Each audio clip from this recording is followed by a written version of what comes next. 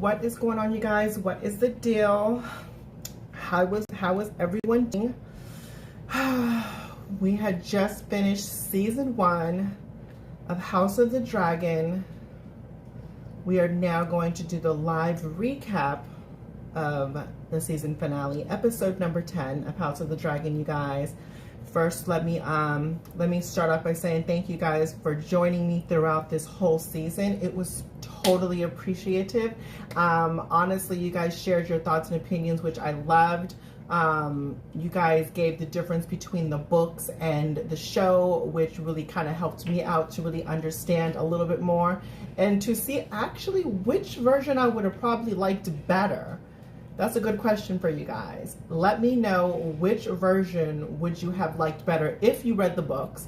Which version do you guys like better? Did you guys like the storytelling version in the books better, or did you like the show version better? That's a good question for you guys to ask. Also, you guys, for you that are just now coming in, please give this video a thumbs up, because a thumbs up will go a very long way.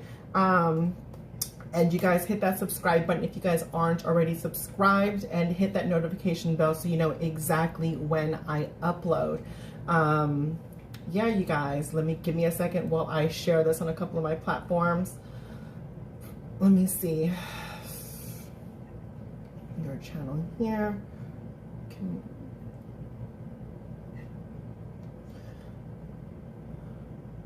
Okay, we are right here.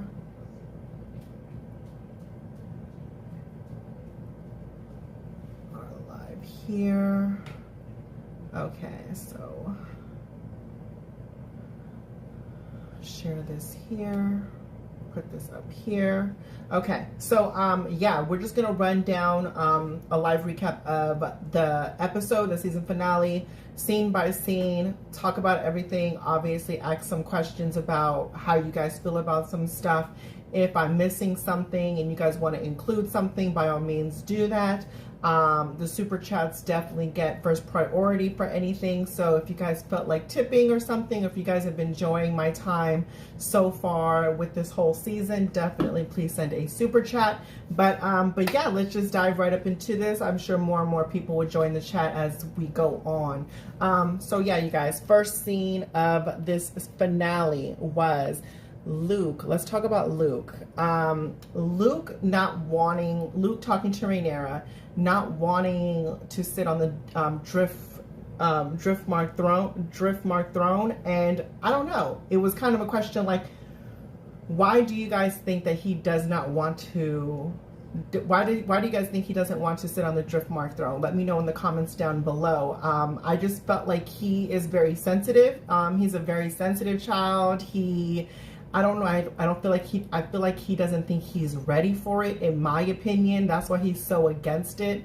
I don't know why he feels so as strongly as he does, though, compared to his brother, Jace, which is interesting to me. But if you guys have an idea, let me know down in the comments. Oh my goodness, you guys, it's been a long day. I had to hop into my robe. And but yeah, for this scene, definitely I was just kind of like confused with that, but I kind of understood at the same time. It's a really big thing to really you know, take hold of and trying to understand and grasp at the same time, and just kind of sustain. You know, obviously he won't be with his family anymore, but yeah, it was very interesting for me to see how Jace is totally different from how Luke is, as far as, you know, their development stages, which was interesting. If you guys want to say something about that, definitely chime in. Next scene, you guys, we are going to talk about Rhaenys coming in, which was probably, let's give a huge round of applause to Rhaenys. Honestly, Rhaenys was amazing.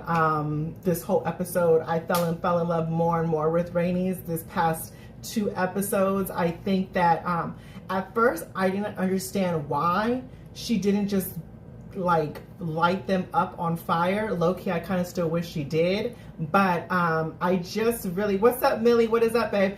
I just wish that she still light them up in episode number 9. But I love your reactions. Thank you, Victor.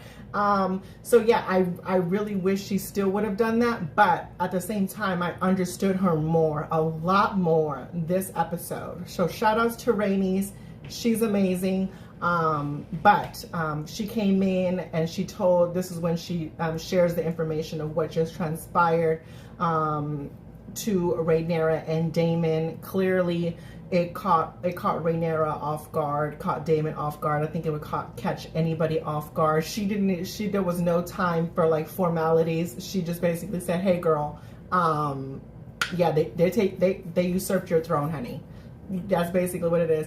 What is going on, Janelle? What's up, babe? What's up? How are you?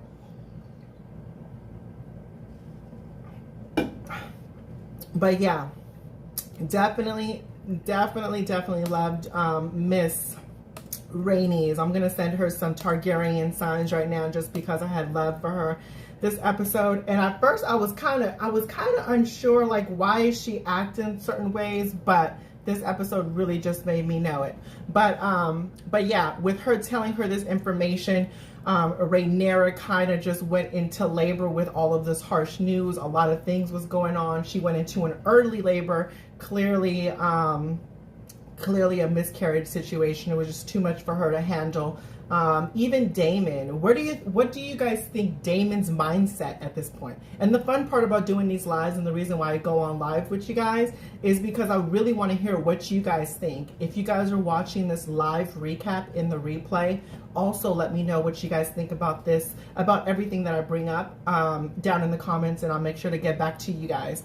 But yeah, where do you guys think Daemon's headspace is at this point in time? Rhaenys coming in and telling them this is what Alicent and Otto is doing. Aegon pretty much is, they crowned him, they had a coronation and all these other things, right? So yeah, it was just interesting to me. I think Daemon was very much like mad, angry. Yeah, I probably, knowing him, he probably just seen red and immediately just wanting to go into battle and just take flight on his dragon and just tear it all up. But you know, it is what it was. Daemon's ready to go to war right away without question. He's also expected it, right? Exactly.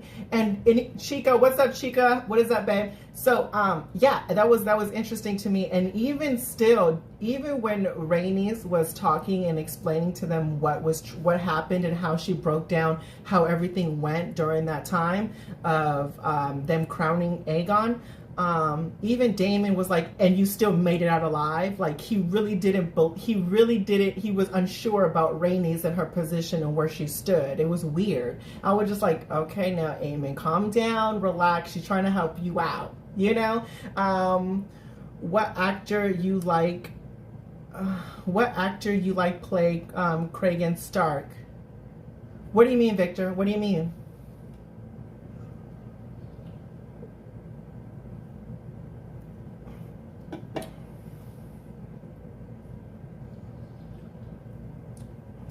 Who I think should play Cregan Stark in season 2?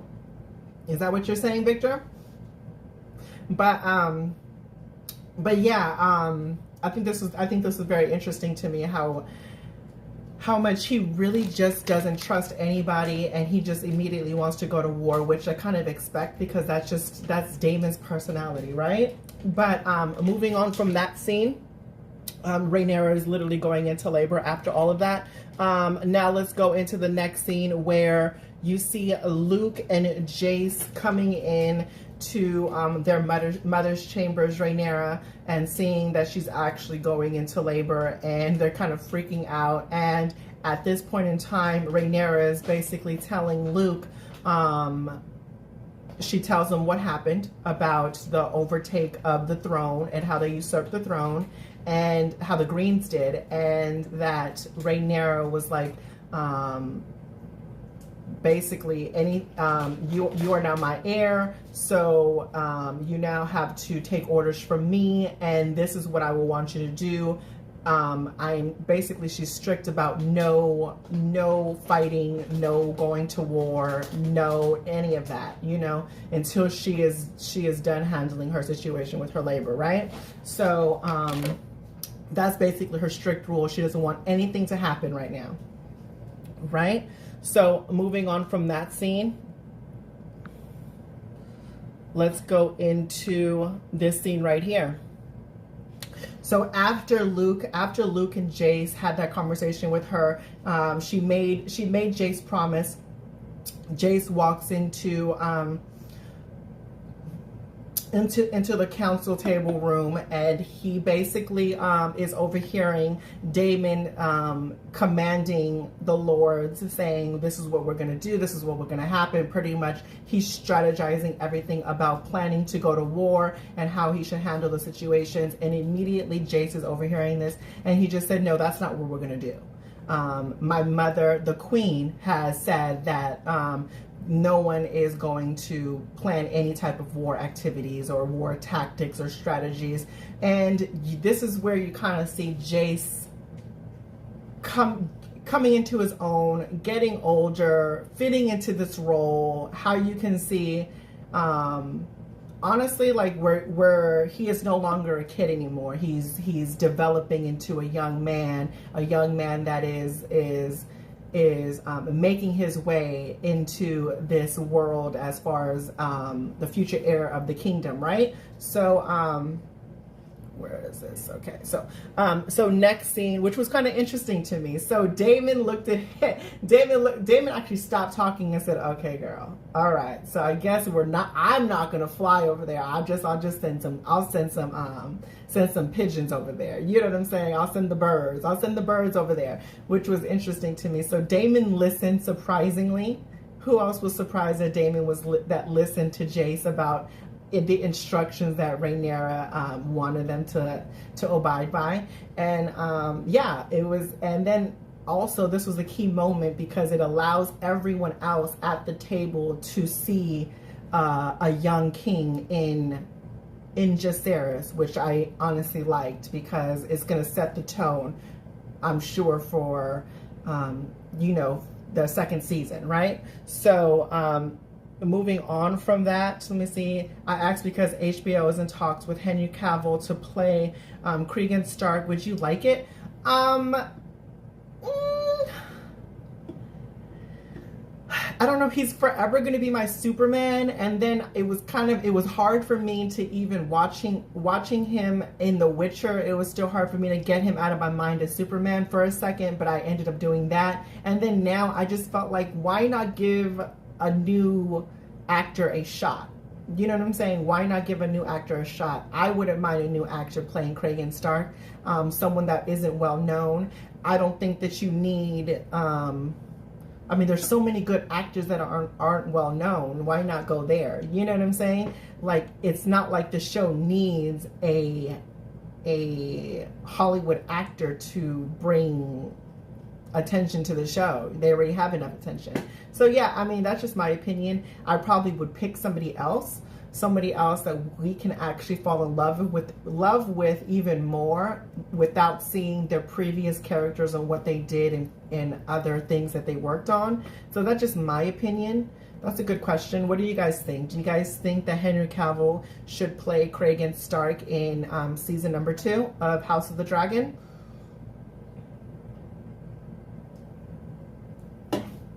But yeah, moving on from that. But that was a good question, Victor. Thank you. So moving on from that scene, Daemon then ends up telling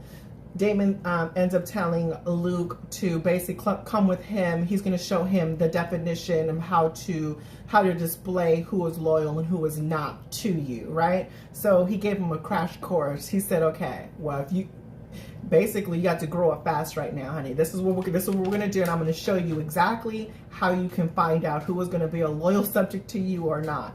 He ends up bringing out the king's guards down by his dragon, Caraxes, and then tells them who are you loyal to, basically. And just to let you know, if you lie, you are going to die a horrible, horrible, horrible death. Next thing you know, we see Caraxes coming around the corner with his long neck, and it was kind of like a reminiscent of what Daenerys did in House of the Dragon. I mean, in Game of Thrones.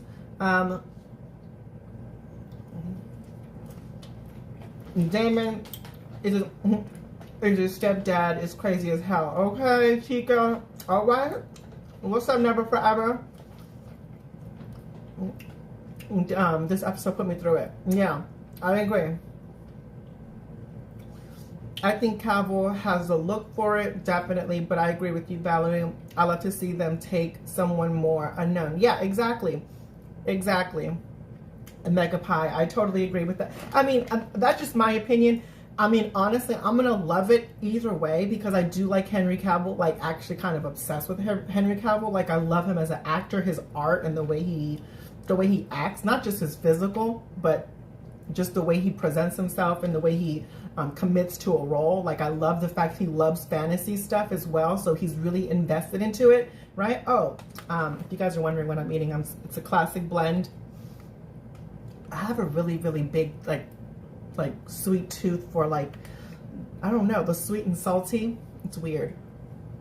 But, hey girl, looking gorgeous. Thank you, Never Forever. But yes, Never Forever. This episode definitely put me through it at the end for sure. But, back to this scene right here. We see Caraxes coming around the corner. And Daemon is explaining to the king's guards, like, this is what's going to happen. Just let me know whose side you on, okay? Let me know before I'm going to burn you up now, or I'm going to burn you up later if you lie to me. You know, so it would just, it's a good scare tactic. How would you guys rule? Would you guys rule like that? Or would you guys rule in a different type of way? Because I think Daemon's way of ruling is very harsh, very cutthroat, very mean, very cruel. And I think that's gonna, and Rhaenyra is there to, I think, will balance out that struggle. You know what I'm saying? Like, it's interesting. But in my opinion, I think at that time, in that place, I think it was necessary for Daemon to do that right then and there, because they don't have any time to figure out who is on whose side at this point. You know what I'm saying? Daemon's demonstration seemed pointless. Okay, Chica. Okay. I mean, yeah, at that point, I mean, but would you want to know? How would you know, Chica? How would you guys know? How would you guys know whose team are you on? You know? I mean, yeah, they could always lie to you. Yeah, I guess you're right. It could be pointless, right? I mean, I would rule with a lighter touch, but I would not be brutal when necessary. But then again, at the same time, we gotta look at Viserys and his rule. He ruled with such a light touch, and look what happened. He left the realm in chaos. You know what I'm saying? So I understand why Daemon took the time. I understand why Daemon took the time to do this. Everyone in King's Landing who supposedly swore oaths to Rhaenyra went and broke them. He wants reassurance that his wife Queen is safe. Absolutely, I agree with Mega Pie. I agree, Mega Pie, for sure. Let's put some sigils up for Mega Pie. Daemon is just mad and wants to kill something. I mean, that can also be true at the same time, though, Chica. That can also be true at the same time.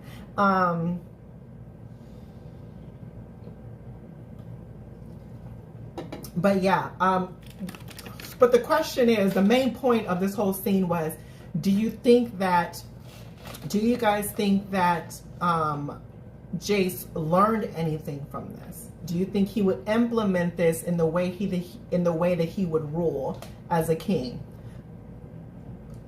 I mean, would you learn, or would you take this into account if you was in Jace's shoes? You know, sometimes it's smart to be brutal. Yeah, I agree. I agree.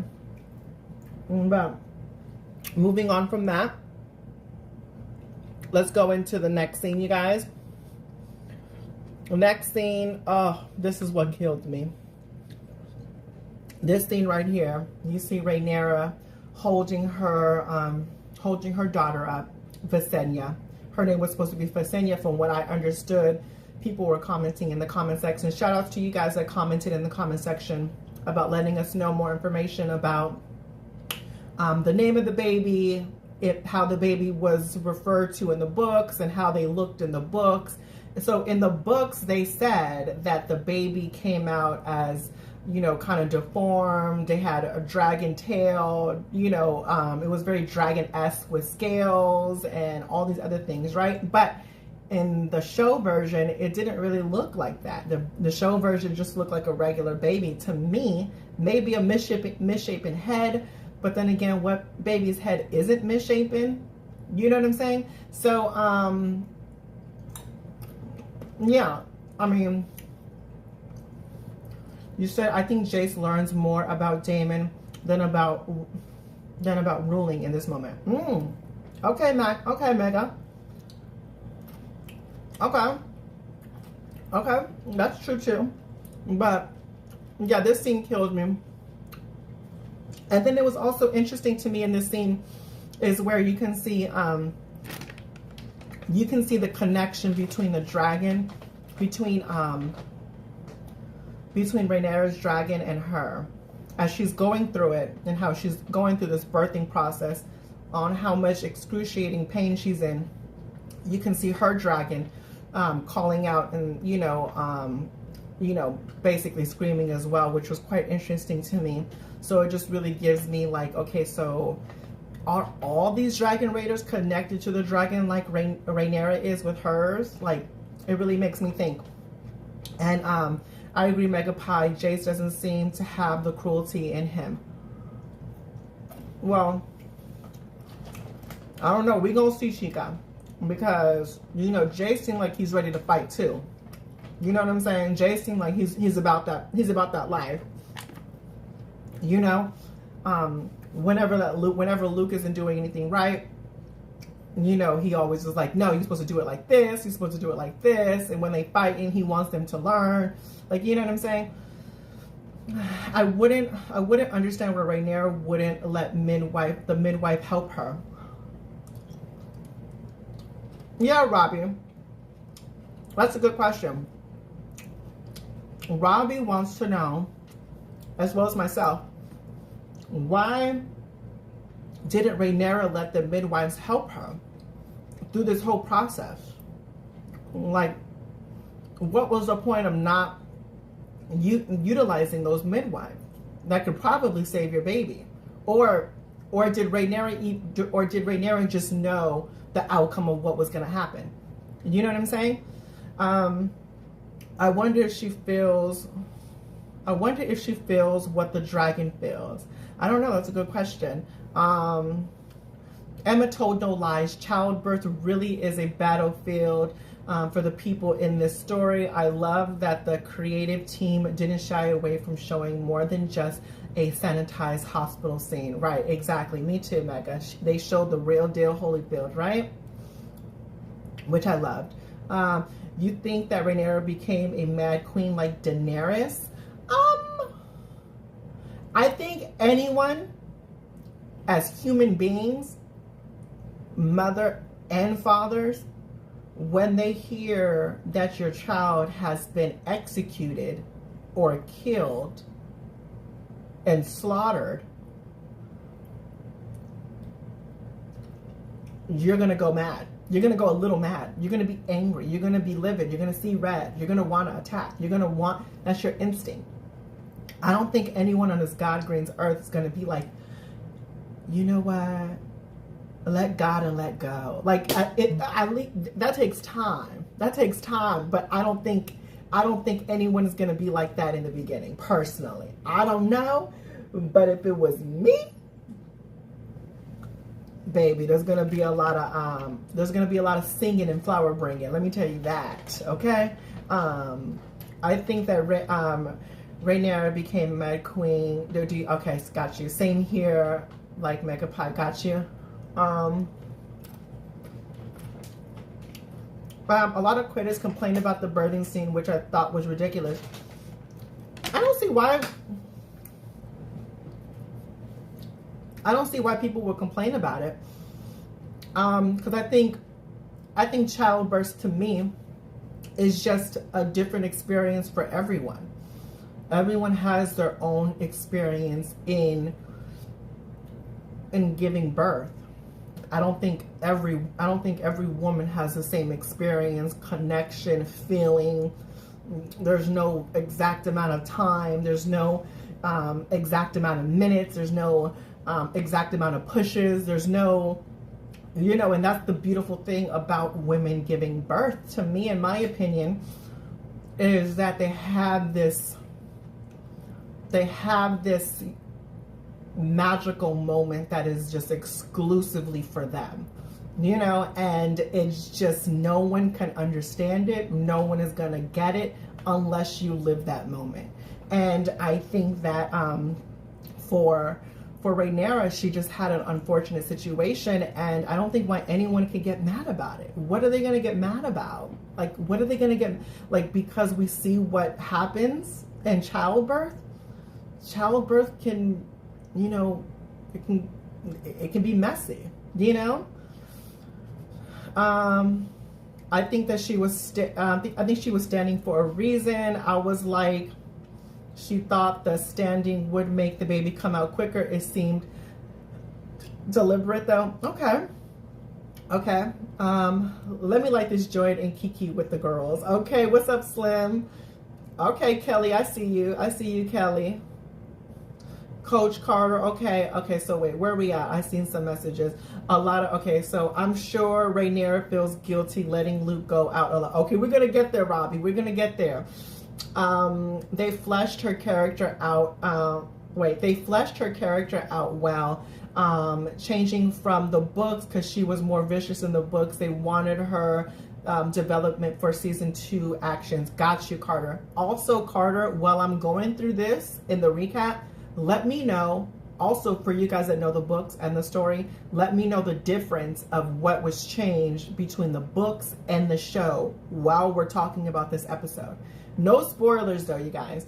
The official podcast for the show, there was they fleshed out producers and writers' actions on episode. P.S. The dragons feels the writer's emotions. Got you. But I don't think always. I think that they feel them sometimes, but I don't think they always feel them. From yeah, I mean everyone has said it. From Viserys have said it. Like, you can't tame dragons. Daenerys was told that as well from Jorah. Like, dragons can't be tamed, and I think that they might feel you, but they probably won't listen to you a lot of the times, Sorry, I had to do something. Where will we reach? I can't. Such a good actress. I felt that pain, right? Exactly. Never forever.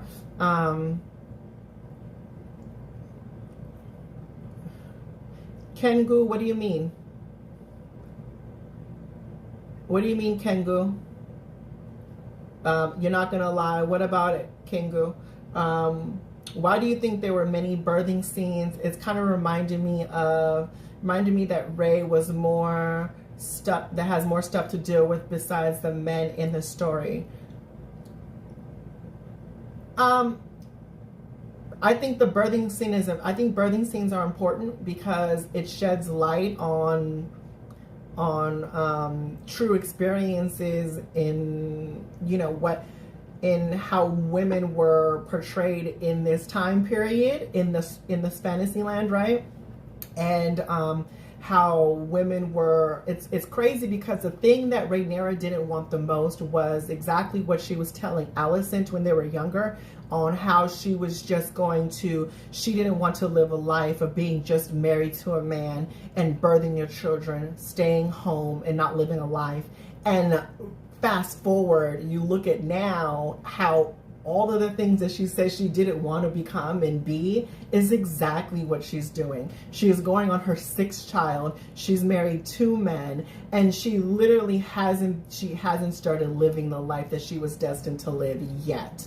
Right? So I think it really kind of matters in a way, because you kind of have to tell this story, right? Because we're only on season 1, and clearly now from the ending of this episode, the story is going to begin. You know, the real story is going to begin. I think it's just giving us these backstories of how everything's, you know, coming about everything, you know?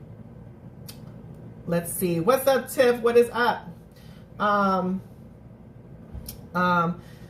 There were so many really hard birthing scenes. Oh, got you. Yes, in this season, yeah. I mean, the physically feels what the writer is going through. Okay, got you, Coach. There are so many really hard birthing scenes. Yes, it is. Weighs the amount of errors I've made in this chat. It's okay, Slim. What's up, Tiff? No, I understand that it was hard for women back then. Yeah, totally agree. And even now, giving birth isn't an easy thing. Yeah, totally not. What is up? Let me see. But damn, this show really showed how bad it could get. Yeah, it is. And it's the harsh truth. It's the harsh reality of things.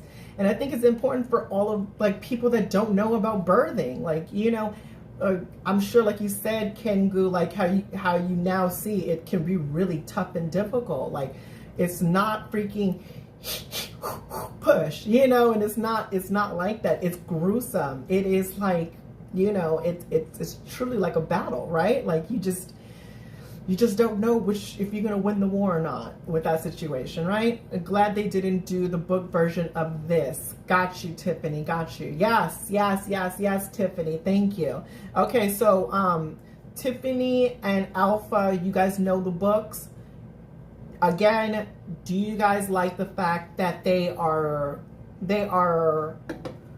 not doing the book version and they're doing a different storytelling of this? A literal internal battle, right? Exactly. Watcher the watch baby girl yeah, the baby broke you. Yeah, exactly, Slim. In the books we didn't get all that air battle. Oh, okay, got you.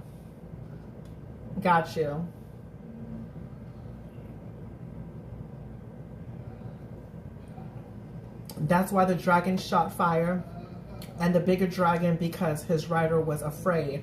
Got you. Oh, okay. That makes sense, Alpha. That makes sense.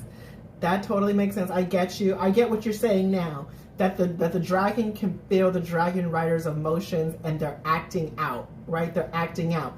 But at the same time, we're going to get to the dragon. We're going to get to the dragon fight later. We're going to get to the dragon fight in a second. Okay, Tiffany says, I really like the shots of Cyrex and Rhaenyra was in labor dragons and the riders have a psychic link. Hence what happened to her. Okay, gotcha. So Tiffany's saying a psychic link. Okay, gotcha. Makes sense. So moving on from this horrible scene, which was a very, very good scene to me. Enjoyed it. Shout outs to Rhaenyra for doing such great acting.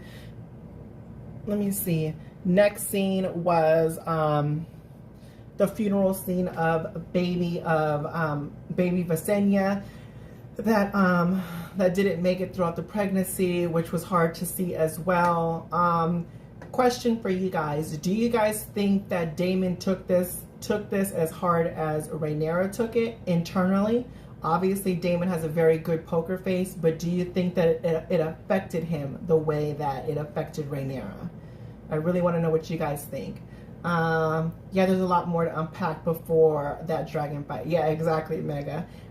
They should have kept the line of the daughter about wanting a husband with all his limbs, and she wants a husband with all, and she wants a husband with all his limbs. Okay. So we still getting surprised.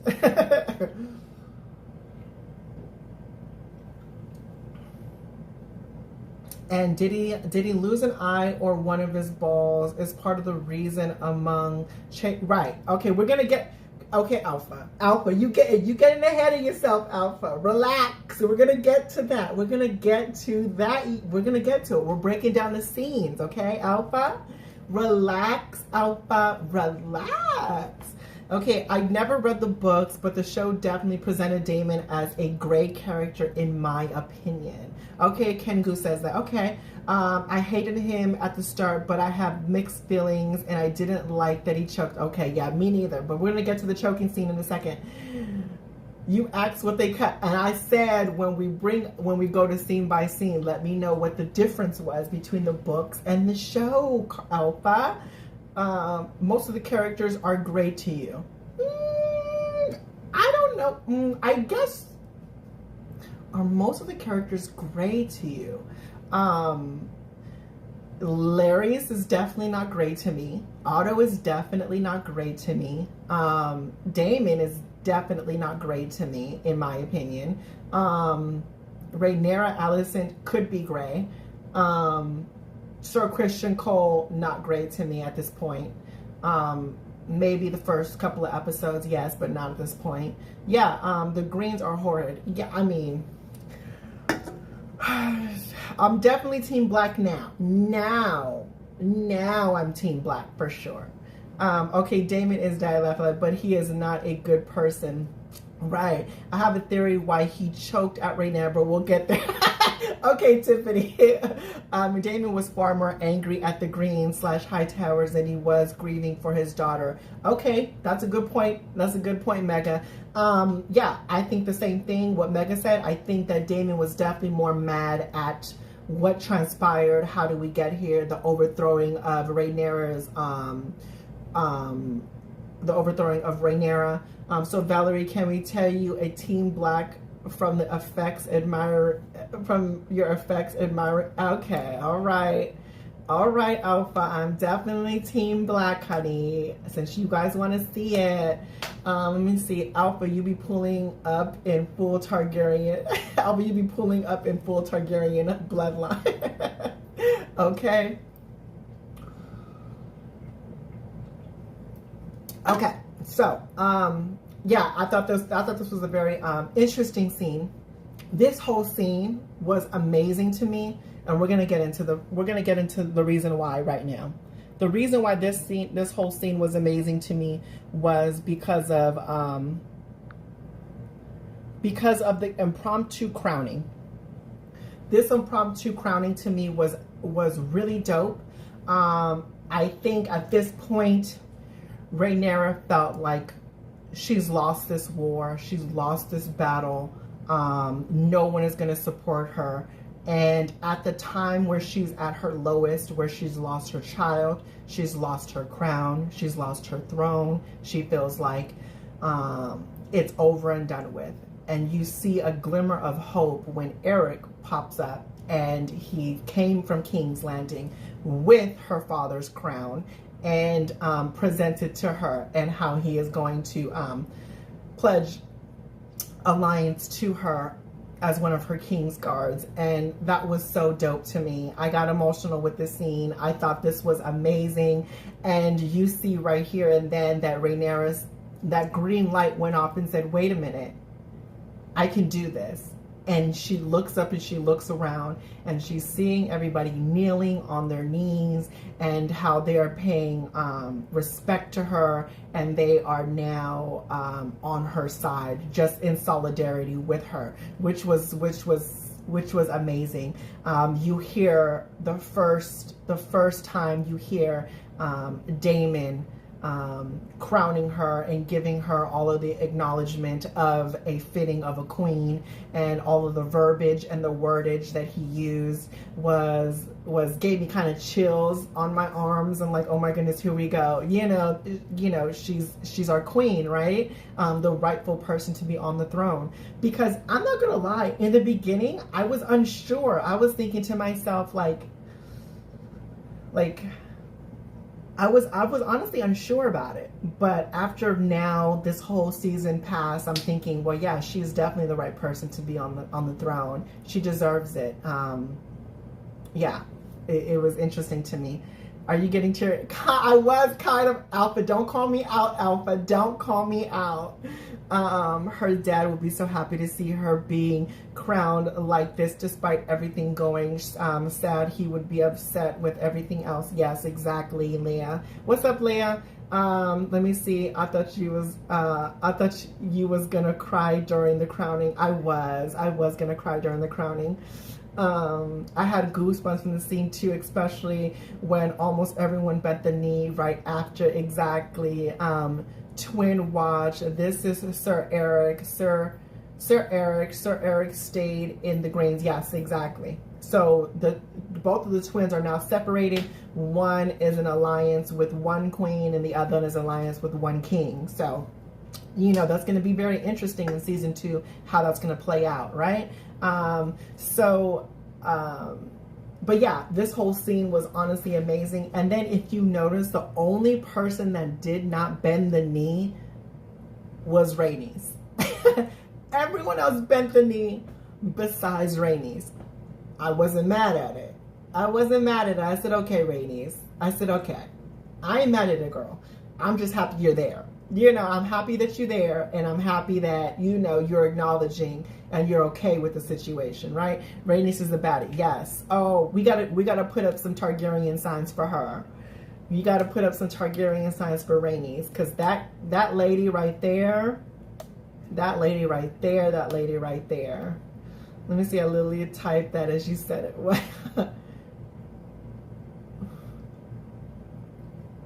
Oh, okay. Yeah, definitely Targaryen signals, signs, you guys. If you guys want to join my YouTube membership family and have access to special custom created emojis like the Targaryen signs, definitely hit the join button right underneath this video, and you guys can have access to special emojis that I make just for you guys. It was a beautiful shot too with the sky. I wish I had seen dragons in the sky. That would have been beautiful. Yeah, that would have been beautiful, Leia. I agree. Rhaenys was slinking so hard, and it was slinking.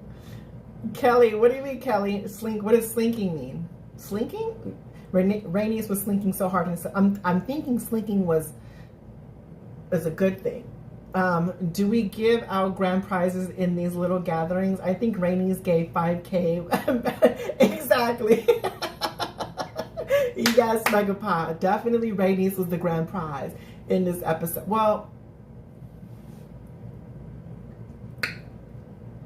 technically Vhagar was, but you know, in Team was Black situation, Rhaenys was grand prize for sure.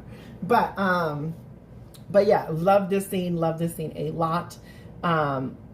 Moving on. Let's go. Moving on. We're going to go into this scene right here. Okay. Can we give a round of applause? Please, can we give a round of applause to the table? Can we give a round of applause? I'm going to give work. That was over. That was absolutely over. The table was amazing. To see it actually function the way it was originally supposed to function, the way it looked, the way it really just captivated the whole, the set production. It was dope. Oh my God, I loved how the table looked there. Yes. Should win awards. And yes, can we give a round of applause to the freaking set direction, to the wardrobe, to the lighting, to the CGI people, to everything, because they deserve that. That was crazy on how they made this whole fantasy world just come to life on our screens in such an immaculate, beautiful type of way. It was crazy. Like, bravo to you guys, all the people that are behind the camera to make all of this happen. And if you guys watch the makings of how they do every episode after you watch the episode, you see how much hard work and all these set locations and all these things that they had to go through to make all this happen and for it to come to life on TV for us. It was amazing. This table is such a slay. Exactly. Can you guys get this table for me for Christmas, please? I'll put this on my Amazon wish list. Okay? It's just like 100K.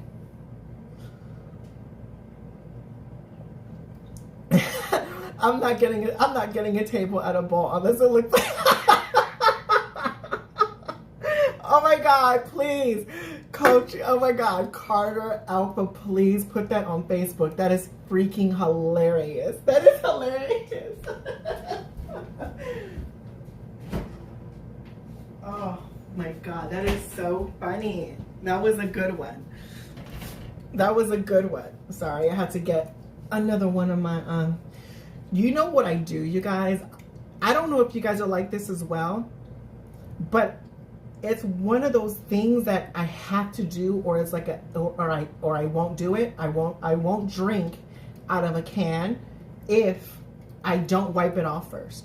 I don't care what it is. I have to wipe my can off before I drink out of it. If I don't do that, I will not put my lips on it. It's weird.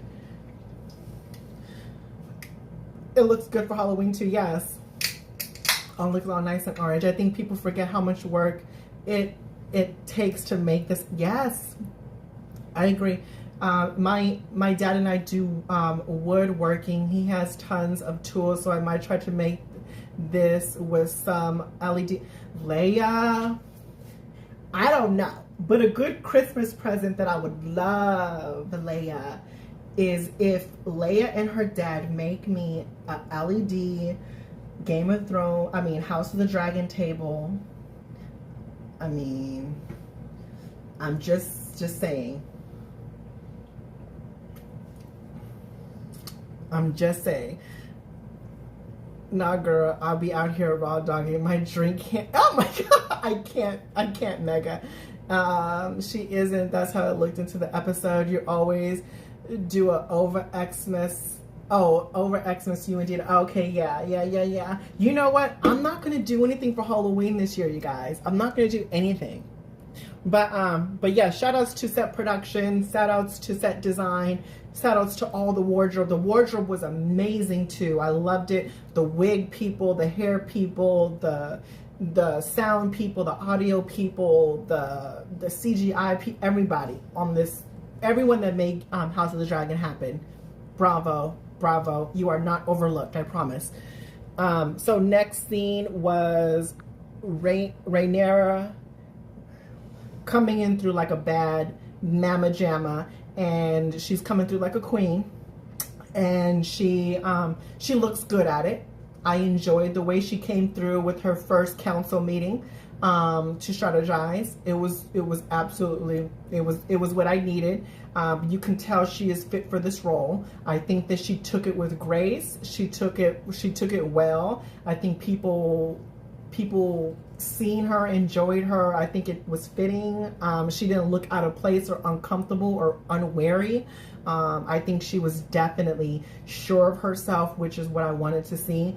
And I'm glad that she had that mindset, especially after everything that happened with her dad passing, her daughter dying, and then the crown, the throne trying to be usurped.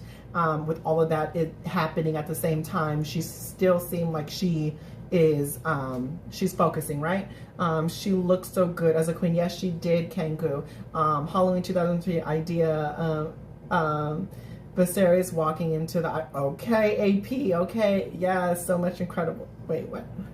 I loved how she involved Rhaenyra and Baela, her kids, in the meeting. Yes, exactly. I did too, Danny. I did too.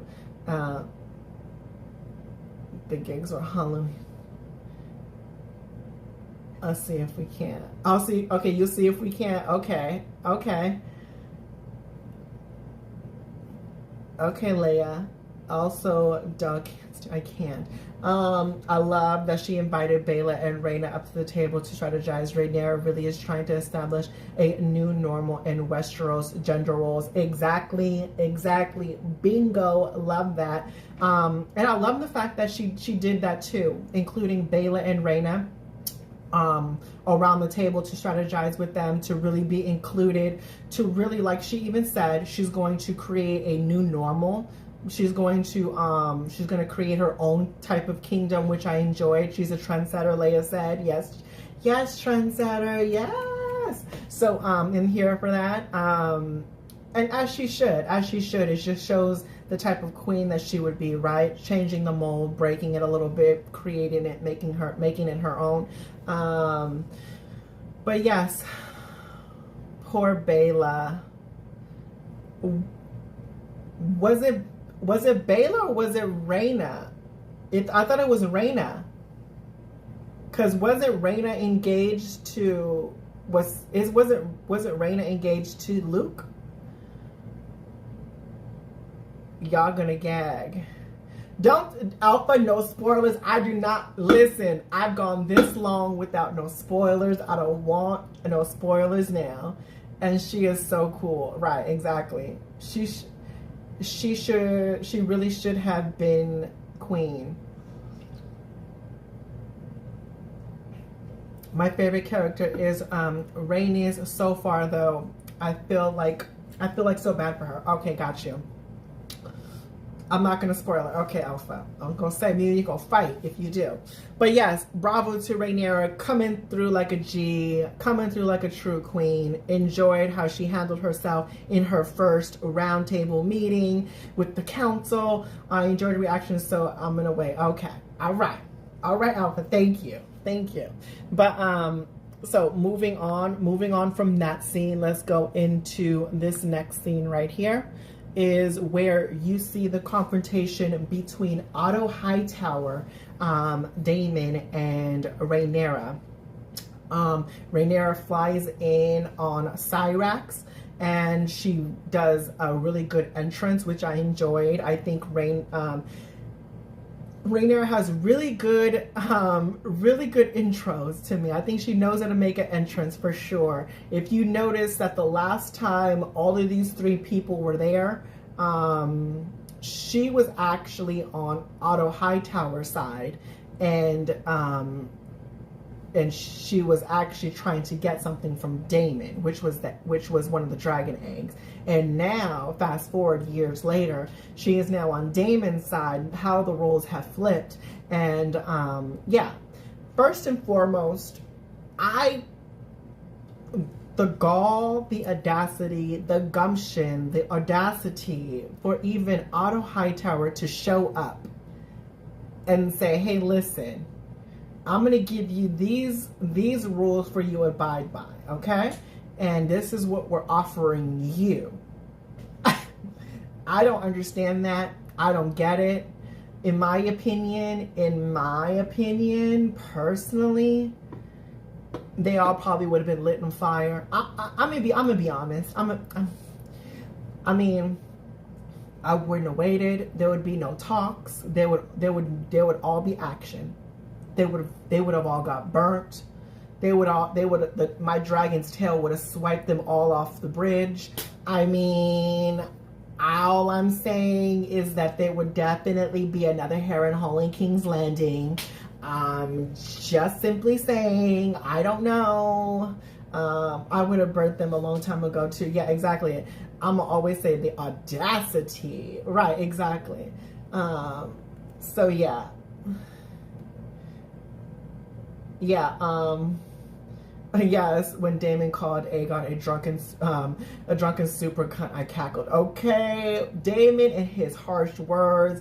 So basically, Otto Hightower gave him some terms to listen to and abide by if they want to live, right? So, yeah, it was basically just, your sons can have some land. You and your sons can have some land and some titles. And your youngest two sons, Aegon and Viserys, can be the King Aegon's cupbearer, and yeah, like basically work for them. Like, I don't understand that. Make that make sense to me. Make that make sense to me. So by sending the book page to Rhaenyra, is Alicent being sincere or manipulative? Hands down, manipulative, Tiffany. Manipulative. How are you going to use that? How are you going to say that when you know that, mind you, keep in mind, she was the one that was in the wrong. Like, how are you going to be in the wrong and try to offer like something sentimental? Like, what is that about? Mind you, okay, I don't get it. It's pure manipulation. Exactly, never forever. Quick question: where is Sir Christian Cockhole? I don't care where.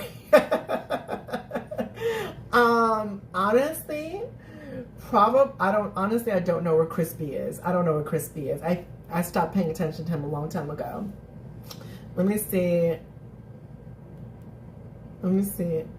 Do tell. Yeah, I mean, honestly, I just don't get it. I think that was pure manipulation, Tiffany. That page out of the book, they're no longer friends like that. She crossed that line. Maybe it could have been something if she didn't do what she did, create a whole mess. Literally, you doubled down with taking her throne, doubled down by having a whole mass ceremony, doubled down by not invite. See, the thing about it is, which I don't understand, and the logic to me just wasn't adding up. I said 1 + 1 = 2, and people were saying 6. It just was not making sense, because I was thinking to myself, last episode, at the end of the episode, Maylis comes up out of the dragon pit. I immediately said, burn them alive, Dracarys, and she didn't do that. And people were like, yeah, but you know, if she would have done that, it would have made things a lot worse for her and Rhaenyra. And, you know, people would have said that Rhaenyra is trying to usurp the throne. But in my mind, I'm thinking, how are people going to think that was possible? Everybody knew that the King Viserys wanted Rhaenyra to be on the throne. B, if Alicent and Otto and Aemond wasn't trying to usurp the throne, why wouldn't his daughter be at the funeral and at the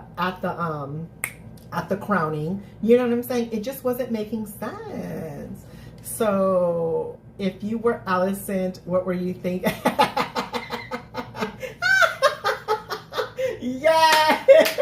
Yes, Tiffany. Well, if I was Alicent, I would be thinking, how am I going to try to manipulate Rhaenyra, and you know, trying to make her do something I want her to do. Basically, that was that motive. Let me see. I feel like in the show, Alicent isn't all bad. I never read the book, though. Apparently, in the book, Alicent is a lot more evil. And in the show, though, Otto is the one causing all the drama. Yeah, exactly. Okay. Yes, and they know she was. Yes, and they knew she was here, but it was him breaking a tradition. So maybe they figured, since it wasn't the norm, then who cares? That's my thought, at least. Okay, Leah. But yeah, this whole scene was interesting. It was cool. We see Syrax. We see Daemon losing his temper with Otto, saying, listen, let's fight. Let's go to war. I'm ready to kill them. Rhaenyra's giving some resistance. And honestly,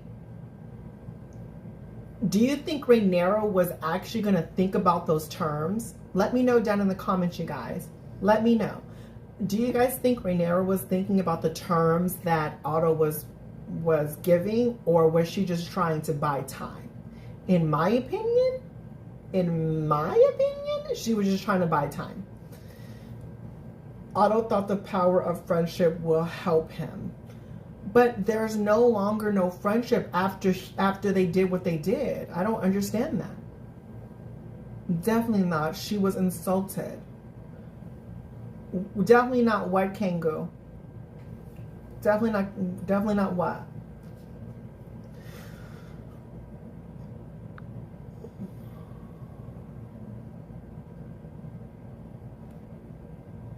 Let me see. I think Rhaenyra was thinking about her relationship with Alicent. I don't think she would have accepted the turn, but she wanted time to grieve that loss. That's to treachery, okay? Now, I think she was buying time to think, like Rainey said, she was being thoughtful and showing restraint.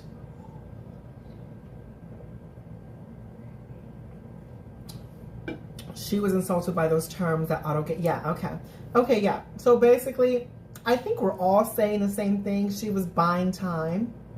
I think we all were saying she was probably buying time. Okay, so next scene. It's controversial. There was a lot of opinions about this scene. I want to know what you guys think about this scene. Okay? I want to know what you guys think.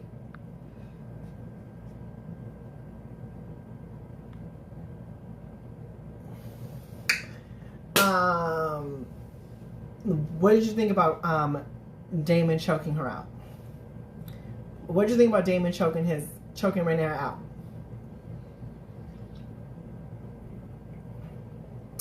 Just asking. The people in the town want to know. Burn him, death. I can't, Slim. Yeah. Honestly, Daemon is going to hit Rhaenyra. Shut up. Really, Chica? Don't tell me that. No, I don't even want to know if that's true or false. I don't even want to know because I'm just going to think that's false. But in my mind, I did not like him doing this. But I'm going to always say it from the day I die. Once a person show you their true colors, believe them. What he did to Miss Royce, Miss Rhea Royce, his first wife. Okay. What he did to his side pieces and Massaria and how he treats the women. Okay. Yeah. I don't put it past him doing any of this. If anything, I expected it. If we're really thinking about it, and you expect for him to act like this. And that's why I don't think he's my favorite character, because I know he's an evil man. You know what I'm saying? Daemon is not inherently a good character. Right, okay. I didn't like that either. He killed his first, all right. I can already see that, yeah. She already knew his true colors. That's why she wanted him. Okay. Okay, Kimberly. Okay, Dupree. All right, Miss Dupree. I feel you. That's right. They show you the true colors, honey. Believe it. Okay, this is a trigger for Daemon. Daemon/Visions. He thinks Viserys was too much of a dreamer, a believer, a vision, a prophecy. In Daemon's eyes, they were made by the power of dragons, not prophecies. Got you. Daemon listens to Anti-Hero by Taylor Swift for sure. Kurt, I can't. I thought he had kids and gotten better. Okay, no. The opinions are strong, fire and blood. Where is her fire? Okay. How can I explain this? I think that Tiffany is right. I don't think that he pays attention to dreams and prophecies. I think he hated that about his brother Viserys and I think that was a sign of weakness to him, and I don't think he believes in any of that stuff. And so the question is, why did he choke her out though? Why did he choke her out? And I just think that he probably choked her out because he just did not want to hear those same excuses and same things for not taking action, because that's exactly what Viserys did, and it was basically the same story, different character, and he had enough of it,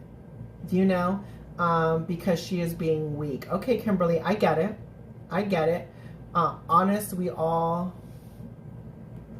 Let me see. What did Kimberly say?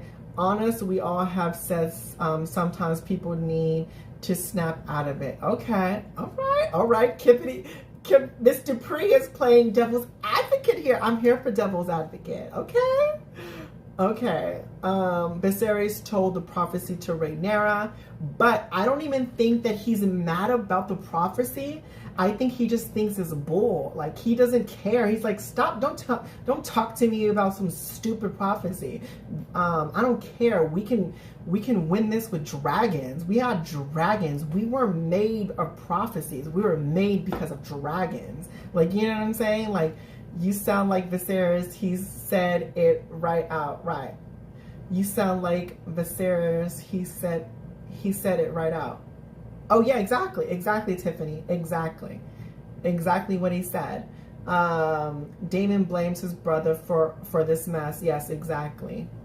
Yeah. Let me see. He hated that from his brother because the prophecy was never shared to him. He was in the line of succession but was never told about. But he didn't care. Even if he was told about the prophecy, he just would not care. He'd be like, it's like basically saying mumbo jumbo to him. It's basically telling him a lullaby story. Like, okay, like, yes, the cat in the hat, 1, 2, 3, ABC, eggs and ham. Like, it was nothing to him. He doesn't care. She crowned as queen. He gets choked at the same. She gets choked at the same. I know, it's so sad, right? Damn. Viserys never told Daemon about the Song of Ice and Fire because it's meant to be the next heir. Rhaenyra brought it up to Daemon. Daemon equated Rhaenyra's words to Viserys' fate. He mentioned it twice. Right, exactly. And mind you, keep in mind, when she told him, oh, you didn't know, was after the fact he let her go. So it wasn't like, oh, he didn't tell you the story. Like, keep it, yeah, no. I don't think it equated to the prophecy, him not knowing the prophecy. It just was a prophecy he was triggered by. It could have been anything. It could have been any prophecy.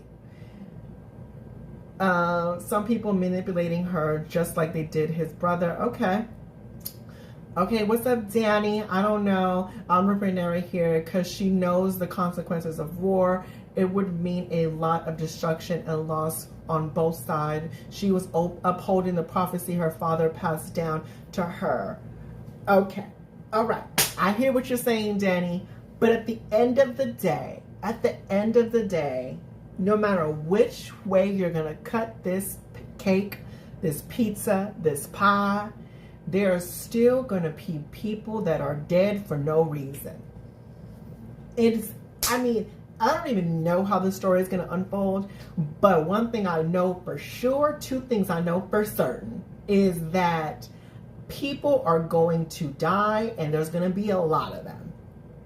So at the end of the day, why not be on the winning side and make this as expedited as possible? All I'm saying. When she proposed, she knew what was up, and now she's backtracking. Right, okay. The prophecy was about uniting the realms against the White Walkers, so she's avoiding war while Daemon wants war. I totally get it, but at the same time, the thing about it is, how can I explain it? How is she correlating this situation? Okay. So, help me understand how she is correlating that prophecy of the White Walkers, the Song of Ice and Fire, to Aegon fire with Rhaenyra fire in this whole situation. Help me understand that logic. Where is the ice in this situation? I'm just trying to understand. I'm trying to get it, how she is thinking that this is the prophecy. I don't get it.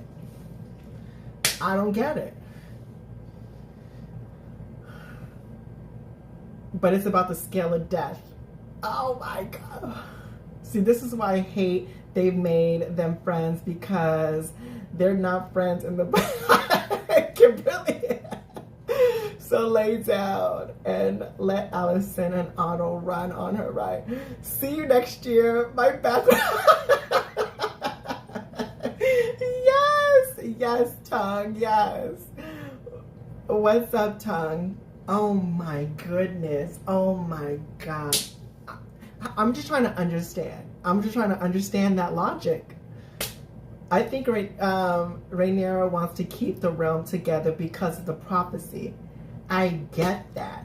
But for you not wanting to go to war over your birthright is a necessity for you to do.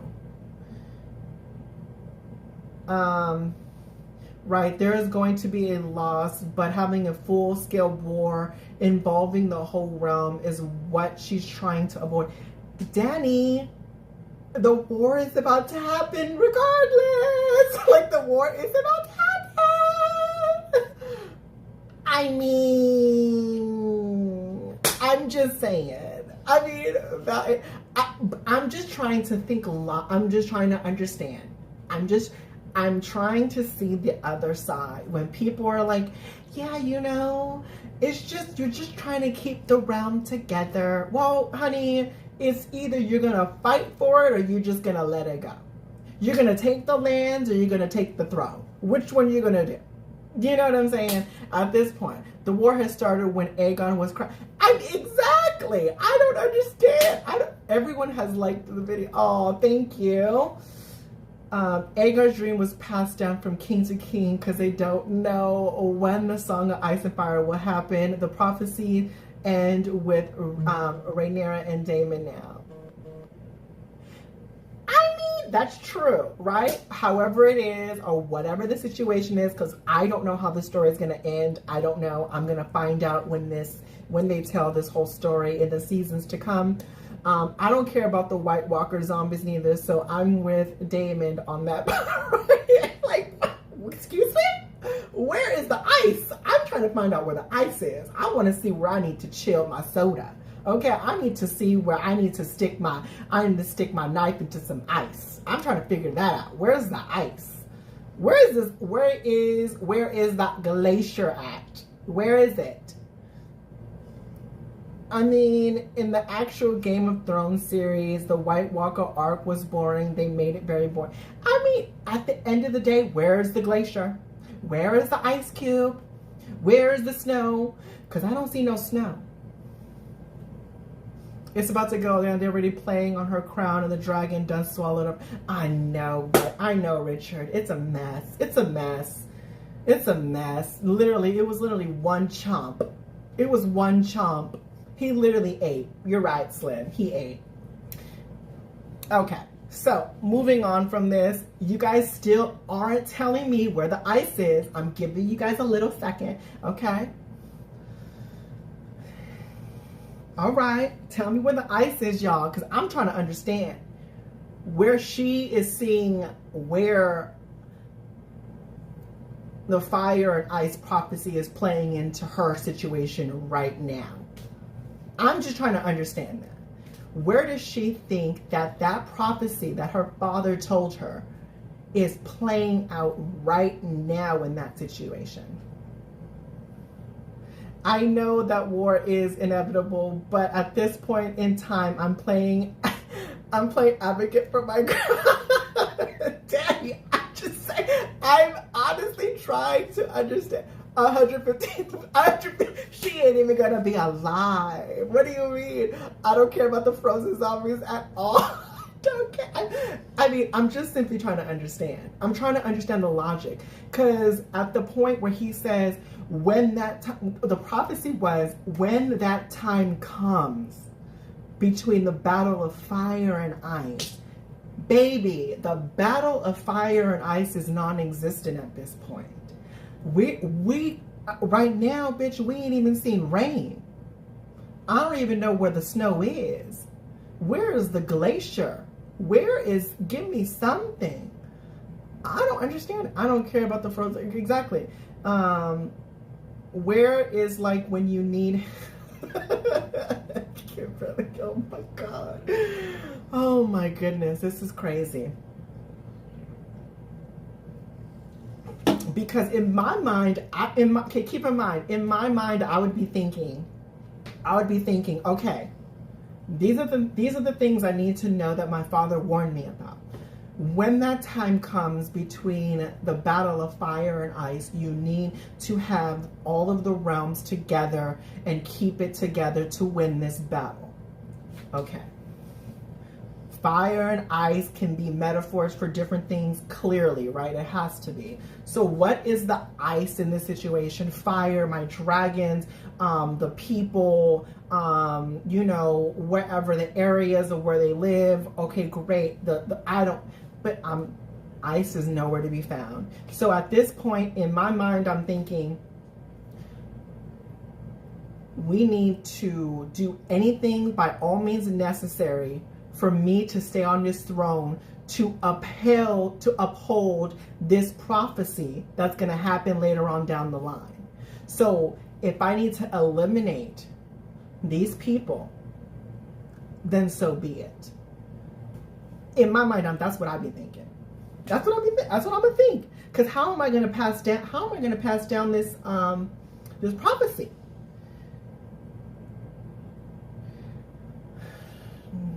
She also didn't hear the end. Remember, Allison did.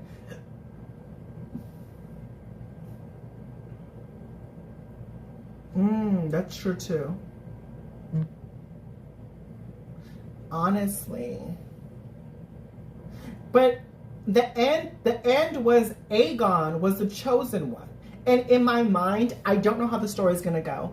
But in my mind, I'm thinking, okay, I mean, clearly, Aegon, the youngest one, Rhaenyra's son, is going to be on the throne. In my mind, that's how it's going to go. I don't know how it's going to go. Don't tell me if that's true or false, because I don't want to know. I want to find out when the show tells me. Okay, but in my mind, the youngest one, Aegon, is going to be on the throne. I don't know how that's going to happen, because you got a couple of brothers older than him. So clearly, I mean, they're going to die? I don't know.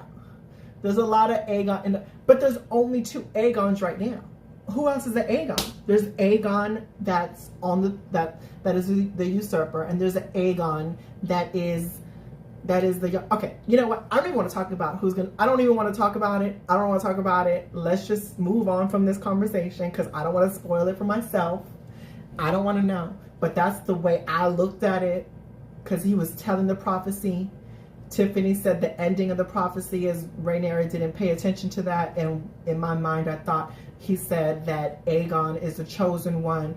And Aegon, the only Aegon that I see that can fit that role is little Aegon, the baby Aegon. Or Aegon from the future. Oh, you're right. Oh, you're right. You're right, because that was Jon Snow. There are many Aegons. Yeah, you're right. Okay, yeah, because you're right, because he's talking about the battle between fire and ice, and that's going to be later on down the line. So that's right. Oh, it could be Jon Snow. Oh, he's talking about Jon Snow. It wasn't not having or owning attention. He never told her that part. Okay, that man didn't. Okay, you're right. So yeah, yeah, you're right, because there's no, and that just proves again what I'm talking about. The prophecy isn't even talking about right now in time. The prophecy he's talking about is later on down the line. The prophecy, like, why is she trying to not be stern? Why is she not wanting to kill these people right away? The prophecy doesn't have anything to do with seeing, but this is making my wig slide back and stuff. I don't like that. I don't know. But, okay, we just gonna move on. We gonna move on. We gonna move on. I can't. I'm getting all riled up. Let's go. Moving on to this scene right here. We see Corlys back, you guys. We've seen Corlys back. He's back in action. He's made it back from battling his sickness and his fever. But nah, If I was Rhaenys, this war would already be okay. Kengu. Let me see. So, if I was supposed to be Jon and Dany, but in the end it's Arya. Okay, Tiffany, I can't. I want to climb on that man. Really? Do you? Do you want to climb on? You want to climb on Corlys? Well, never forever. Have a field day, baby. Going ahead. You can have that one. You can have Corlys. Okay. You could have gave me his son now. But you can have Corlys. I don't mind you having Corlys. Have fun. Cheers, honey. I'll even buy you guys a freaking suite. Go off. Have a field day. Corlys doing Viserys 2.0, but got no music. Like the shit. Okay. Got no theme music. Okay. I want Daemon. Okay. What's up, Christian? What is up, babe? Christian's in the room, you guys. I'm still, my strong man is dead. Oh, I know, Slim. Yeah. Harwin was a cutie patootie.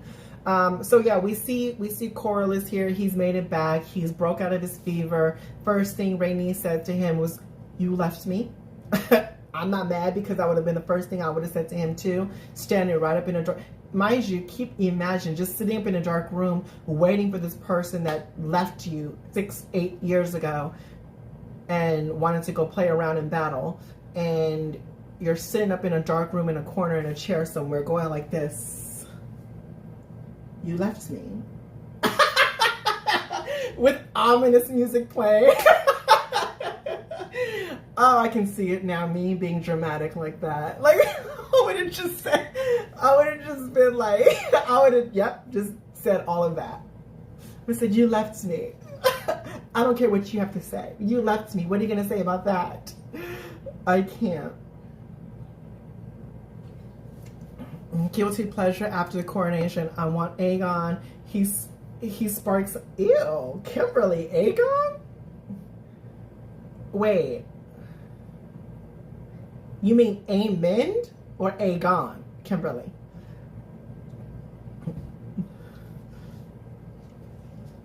But so yeah, so then we find out also that Corlys does still blame Rhaenyra for his son's death, which is understandable because they haven't had a conversation yet. And Rhaenys was basically saying like, and then Corlys saying, you know what, you were right. This whole time I need to give up on the idea of the Iron Throne. Let's just go live a life. And Rhaenys was like, honey, where you been at, baby? It's too late. The war has started, honey. Welcome. You know, enter the chat. Like, what are you doing? I mean, what, I don't understand. Where you been? You been on timeout? Like, what is the deal? And then she was basically saying Rhaenyra was the only person that kind of kept her composure and had her temperament, and she's the only one that's keeping the realm afloat without losing her crap, which I can see why. But at the end of the day, I don't even think, girl, I would have lost my crap. So King Aegon, oh my goodness, Kimberly, we got a traitor in the rooms, you guys. Kimberly is a traitor. She wants to screw King. Oh, I don't even want to call him King. She wants to screw Aemond. His characteristics horrible. I cannot.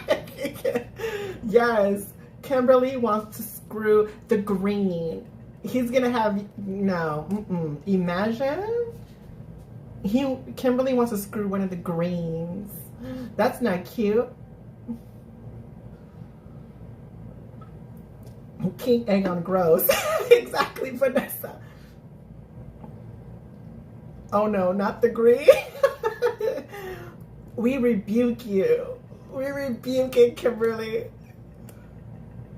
You are banished from the kingdom for wanting to ride the Green. I cannot. Oh my god, and do Aemond though? I don't mind a little sapphire. You know what I'm saying? Imagine how much friction that would be, you know. I'm just saying. Just saying. You could sneak out with, maybe you could get away with Aemond, you know. But even Aegon? No. But Rhaenys was telling him, like, girl, get it together. You know, we should be on Rhaenyra's side. It is what it was. Yeah. And then basically Corlys kind of is listening to her. I think at this point he knows that how she thinks is the right way, is best for their family, and he's really taking everything into consideration at this point, right? So moving on from that topic, right? So after that whole conversation of that, they then proceed into the throne room. And you see here Corlys, Rhaenys, Rhaenyra, and everybody is sitting around the table and talking about strategic strategies. Corlys then pledges his alliance to Rhaenyra and saying that his fleet is going to be on her side to make them more powerful. And then they start talking about other different plans and war strategies on how they need to get in contact with the Baratheons, the Aarons, and whoever else, right? Who was it? The Stormlands, right? Who was it? It was the Baratheons, the Aarons, and the Starks. Thank you. So, yeah, the Baratheons, the Aarons, and the Starks. And so, where are we at? Wait, let me see. Do I even have that picture up here? Yeah. So, bravo, first of all, bravo to Corlys coming back. I'm glad he made it out of his sickness well. And he sided with Rhaenyra. And even when he was saying that, I'm happy that he acknowledged and gave a hint that the person that she should be thanking is Rhaenys. And I loved how that little moment was between Rhaenys and Rhaenyra when everything was said and done with strategic strategies. Basically, Rhaenys was like, I'll go there on my dragon to help you to block all of the shipments and stuff getting to King's Landing. We're going to do that for that. We're going to do that, and we're going to win this war by doing this strategic strategy. And she was going to offer her assistance to help Rhaenyra, and that just really kind of made my little heart warm. And I was like, oh, that is so cute. That is so amazing. I'm so happy to see two women really coming together and really two powerful forces, and you know, going into this war together. Yeah, true, but the major points they've already changed quite a lot. But I hear you. What do you mean? What do you mean, Tiffany? To be honest, I spoil it for myself. I watch too many YouTube channels about House of the Dragon, and some of them do spoil. Yeah, I can't do it. I can't watch anything in 2024 now. I know. Oh my God. I know we have to wait for that long. But yes, so I love the fact. Can we give a round of applause to Rhaenys once again? I'm gonna give some Black Targaryen signs for Miss Rhaenys. Shout outs to Miss Rhaenys. She was definitely an MVP of this episode for me. In the books, Daemon didn't want a war right away. Really, Kimberly?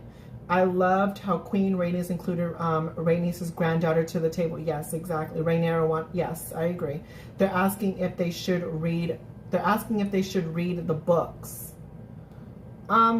Yeah, I mean, if you want to know about the story, read the books. But I'm enjoying everyone that read the books telling me the difference when we're watching the show without giving spoilers. You know what I'm saying? I like that. It's almost like having your audiobook while you're watching the show. You know what I'm saying? Because everybody can inform you. Well, it's not like this. It's like this in the books. You know? It would definitely pee you off. So you might know. Might not know. Oh, okay, yeah. Yeah, and then honestly,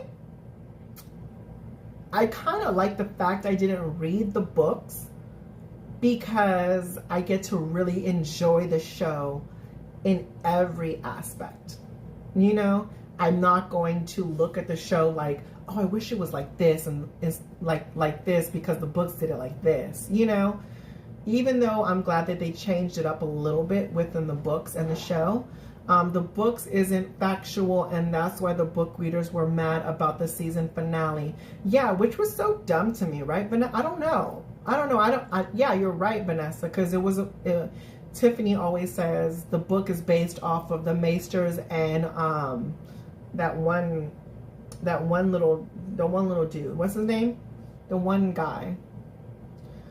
Everyone in the books is pretty horrible, really. That's why I like this so much. In the books, the characters aren't fleshed out like this. Got you.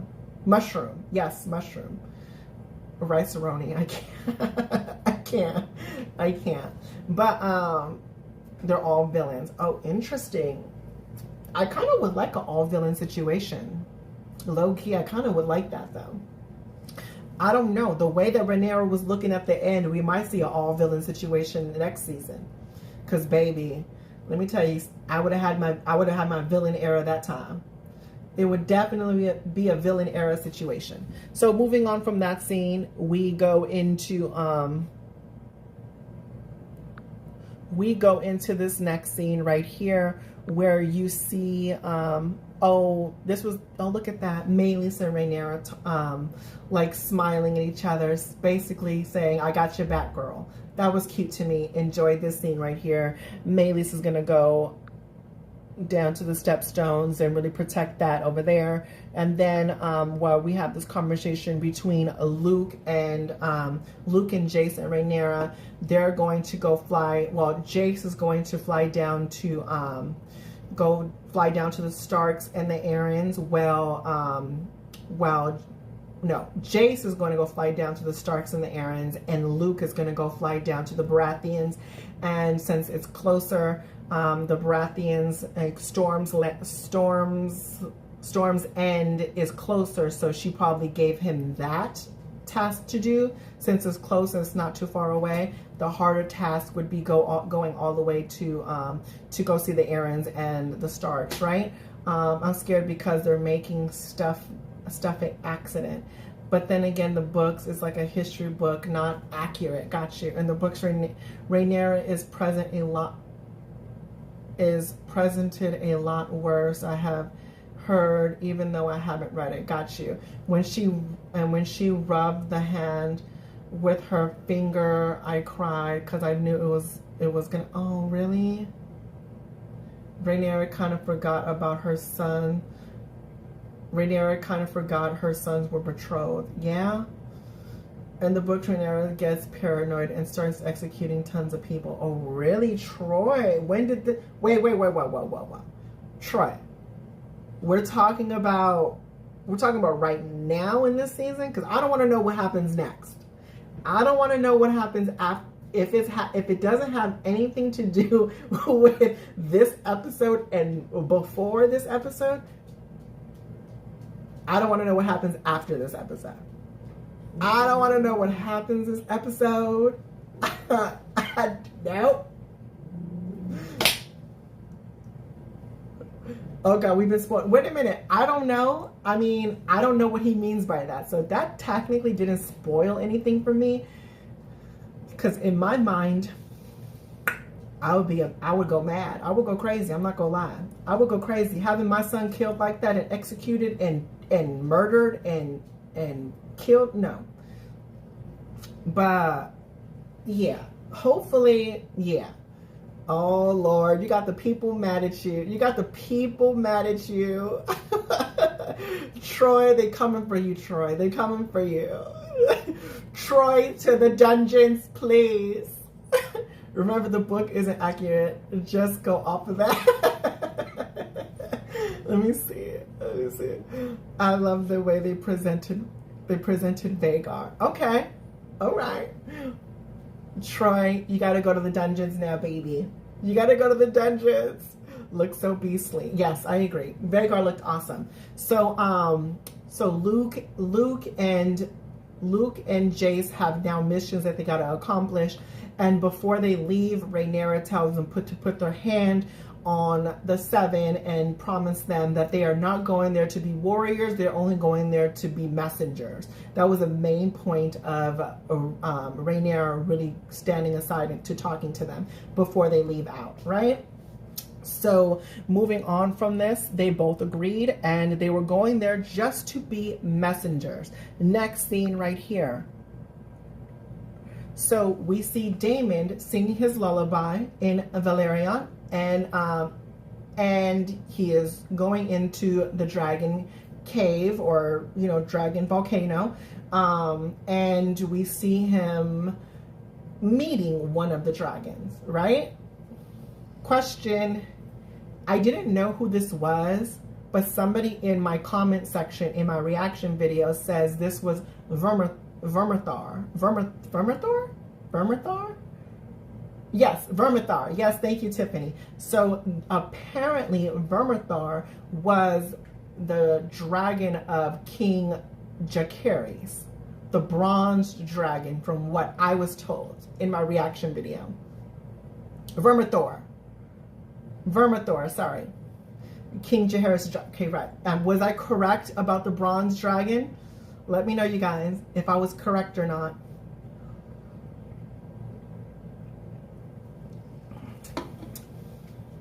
Is Vermithor considered the bronze dragon?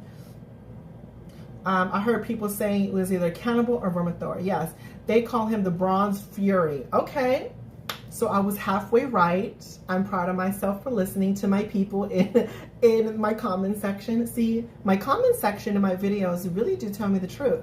Yeah, it's King Jacaerys' dragon. Okay. Troy, you are still in the dungeons, but we can hear you, okay? Troy, do you want some bread? Troy, you want some bread? That's an old dragon too, and the second biggest. Oh, Vanessa, it's the oldest dragon and the second. No, Vhagar is the oldest dragon. That's the second oldest, biggest dragon, which is Vermithor. Please, okay, Troy. We can give Troy some bread, you guys. He can't be in there for that long. I hope they give it to Daemon's riderless dragon since they changed things. I hope they give it to Daemon's riderless daughter since they changed things.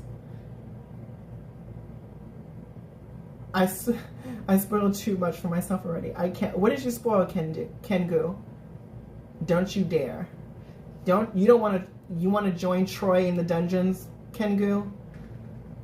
Yeah, so question.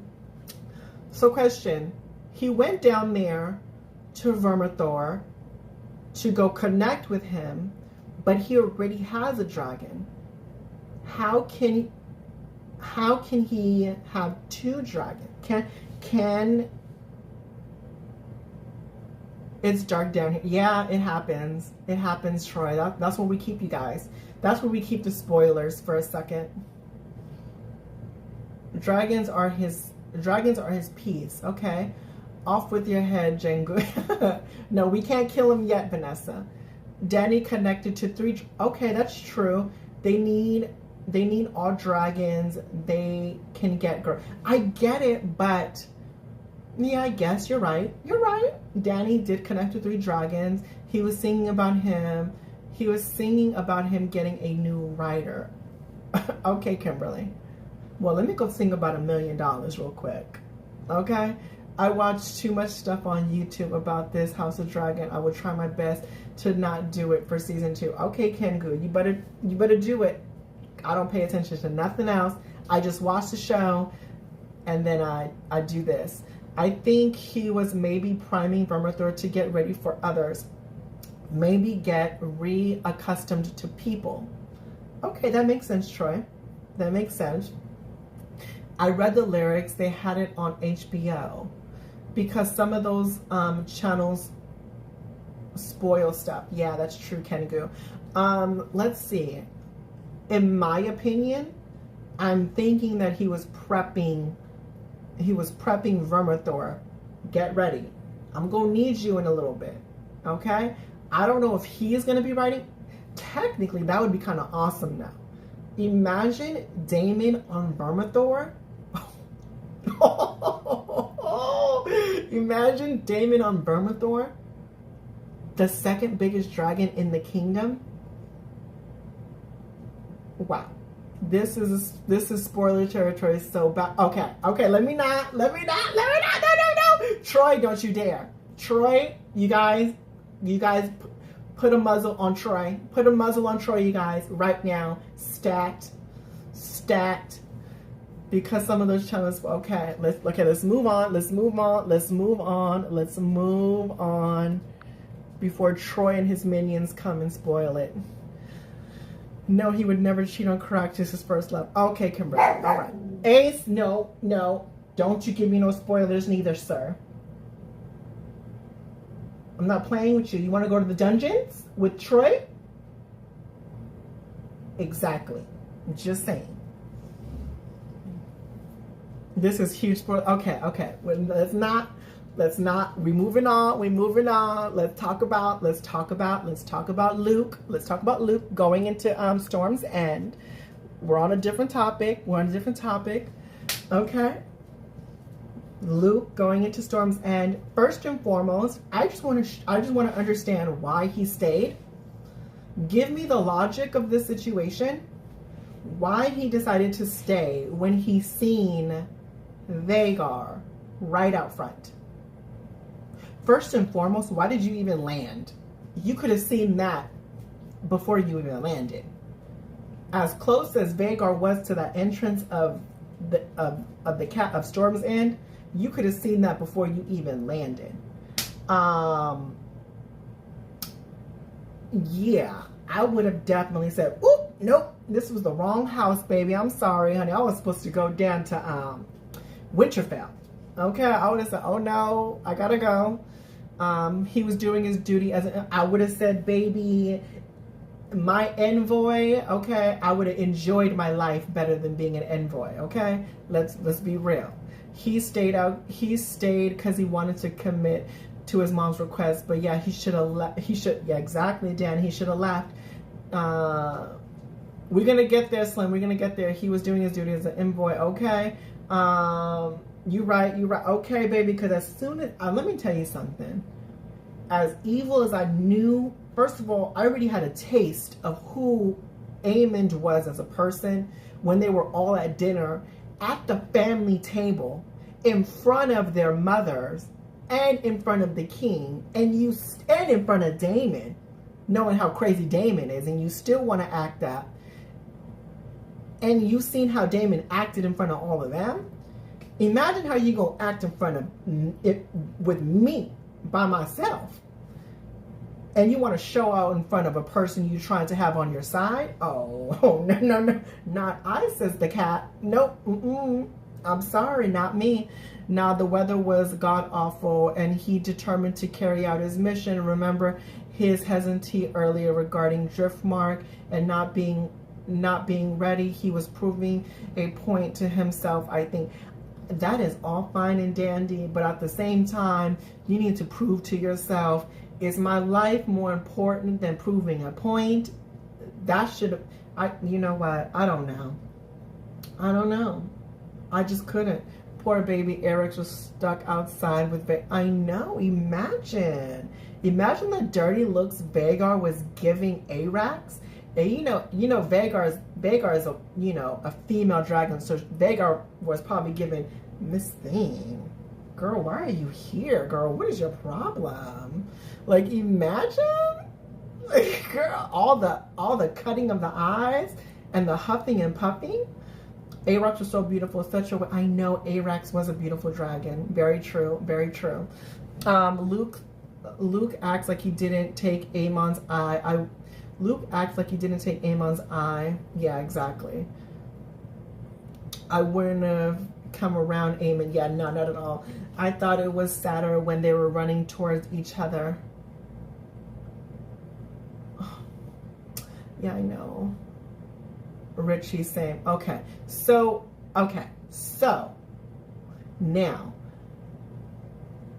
Luke goes in to the castle, Storm's End, and he meets the Baratheon king. Forget his name. Let me know down in the comment section. And he was basically presented a message to the king. The king says, well, what do you got to bring me? Because Aemond is bringing me a deal. He is going to marry one of my daughters in exchange for my army and his bannermen. What are you going to bring me? Are you going to marry one of my daughters? And then, being the most honest, truthful person in the world, he ends up saying, no, I'm already betrothed, so I'll pass, baby. I'm thinking to myself, there are so many other sentences where you could have said to him to wiggle out of that, to make him think otherwise without saying yes. But you decide to just say, spoilers. No spoilers. We're not doing spoilers, Troy. How can you talk about Cregan? What are you talking about? Aemond said to himself he lost an eye, but he gained a dragon. Aemond should have left it at that, and he got greedy. Yes, exactly. Okay, AP. I see you and Richie. Honey. Boros, the one who can't read. Got you, Boros. Thank you, Richie. Okay. So with this situation, Aemond then says, you guys, I lived in Korea for, oh, really? That's awesome. That's awesome, AP. Aemond would be, so do I see a connection between Richie and AP, you guys? Are we seeing a connection here in King's Landing? Vhagar for an eye. Let me see. Aemond would be way cooler, to be honest, if he did accept it. Yeah. They cut that part where the lady asked him, did Lucerys cut off his... Yeah. I get it. Okay, so with this situation, Aemond requested for his eye to be cut out. Luke was saying, I'm not here to fight. I didn't come as a warrior. I came as a messenger. And Luke ended up trying to attack him, but the Baratheon king didn't want, Boros didn't want any bloodshed in his castle. Which I totally understand, honey. You ain't gonna put my head on a spike because of your bloodshed moments, right? So he said, go on ahead, Luke, go to your dragon and get out of here or whatever. And at the same time, yeah, that's when pretty much Daemon was requesting for his eye to be cut out. And yeah, so he ended up leaving and fleeing, which he did the right thing. I would have been left. It didn't stop that. They showed Luke to be a very sweet and well-mannered boy the entire episode. His demise was so heartbreaking. I know, Jay, I know. Anyone catch how he can't read? Yes, I know. He couldn't read. Boros could not read. The Baratheon king could not read, you guys. That's crazy.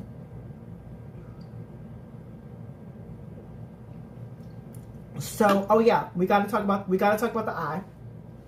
We got to talk about the eye. Hold on, wait a minute.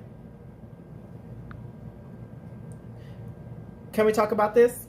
Can we talk about the eye? Can we talk about the eye? Luger's actor was great for a kid. Yes, he was, Trey. Yes, he was. Anyone catch how he can't? Yeah, exactly. He can't read. My sweet boy. I know. Poor Luke. Rest in... Well, we're going to get there. We're going to get there. We're going to get there. But yes, shout outs to the sapphire in his eye. I totally loved it. It was awesome. It looked so cool. Honestly, it made him look more appealing to me. I don't know why. My sick, twisted thoughts. I was like, ooh, that kind of makes him so much more sexier. Take off your patch, baby. Take off your pants and patch. Pull down your pants and pull down the patch. You know what? I'm sick. I can't. Okay. I'll be shocked if I don't see this on... Right. That's true, Tiffany. Not rested. Oh my God, Richard. We are not going to do that. That was sickening. I cannot. Like Bad Boys. I mean, maybe on Tuesdays. I'm just simply saying, but yeah, awesome, awesome, awesome. Love the way how Aemond looked with his blue sapphire eye. Makes him look so much more appealing to me. And yeah, it was really dope. He's not a king. He's not a king. What do you mean, Andrew? Who's not a king? It's in the opening too. If you notice, one of Alicent's dials is sapphire blue. Really, Tiffany? I didn't know that. I gotta check that out. Thank you, Tiff. So now let's move on to the next scene. The most important scene probably in this episode was when Luke ran to the dragon. And it was interesting to me because he was like speaking in High Valyrian, and he was saying, listen to me, obey, pay attention, let's go, right? And yeah, he got on his dragon, tried to leave, and Aegon ended up messing with him. Aegon literally tried to play with him and taunt him being a little prick, and ended up killing Luke, and it was a mess. I felt conflicted. I didn't know whether to be really angry. I didn't know whether to cry. If you looked at my reaction, I was honestly shocked. I was really shocked. I was confused. I was angry. I was sad. I was shocked. It was a Kit Kat situation. You know what, Richard? I can't. The way I cried that scene, I know, Vanessa, I really...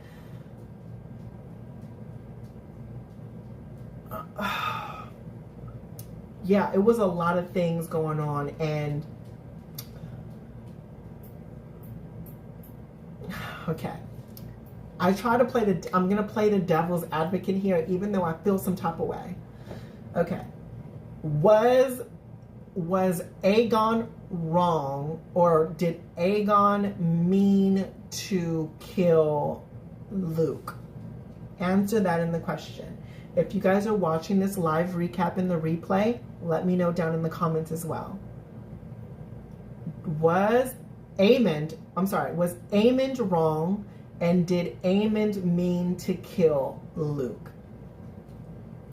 In the books, yes, but in the series, no. Got you. No, I don't think so. Jengu, no. Okay, got you. So he wasn't. Aarox is the best he could. It did the best he could do, but no match against Vhagar. Yes, I think the TV show makes it seem like it was on accident. Aemond, yes, exactly. Aemond, right. Okay, Aemond was playing, but Vhagar is about that. Like, okay, Chica, I had a soft spot for Lucerys since the episode 6 because the young actor was so cute. I wanted to pinch his chubby cheeks. I know, right, Jay? Vhagar, would you say? Vhagar is a battle dragon. Aemon should have known it was wrong treating a battle dragon like a toy. Yes, Vanessa. He was wrong for trying it. Okay. In the book, yes. In the show, no. I think he was trying to scare him and lost control. Not gonna lie, I think in the show he was not trying to kill him. Aemon was playing, but Vhagar was an old hag, was a veteran. Got you. Yes, Richie. Which is a good change. Got you. He was 100% taunting Lucerys, but he wasn't intending to kill him. Okay. There was no way he didn't want to do something putting a 190 plus dragon against a 14-year-old dragon. Yeah.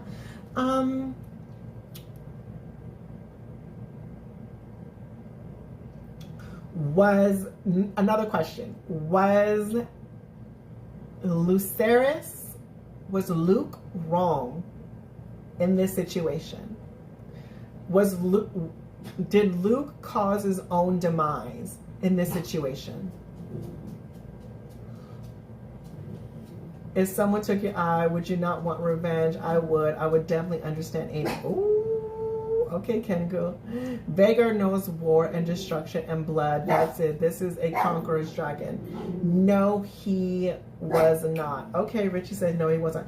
Aiming for a dragon for the eye lost. He should have moved on. Right, Vanessa? I agree. Somebody said Vhagar is so old, she thought it was Visenya in the days of Aegon's conquest. I can't, Chica, I can't. So the reason why I asked that question, because technically, why did Arrax attack Vhagar first?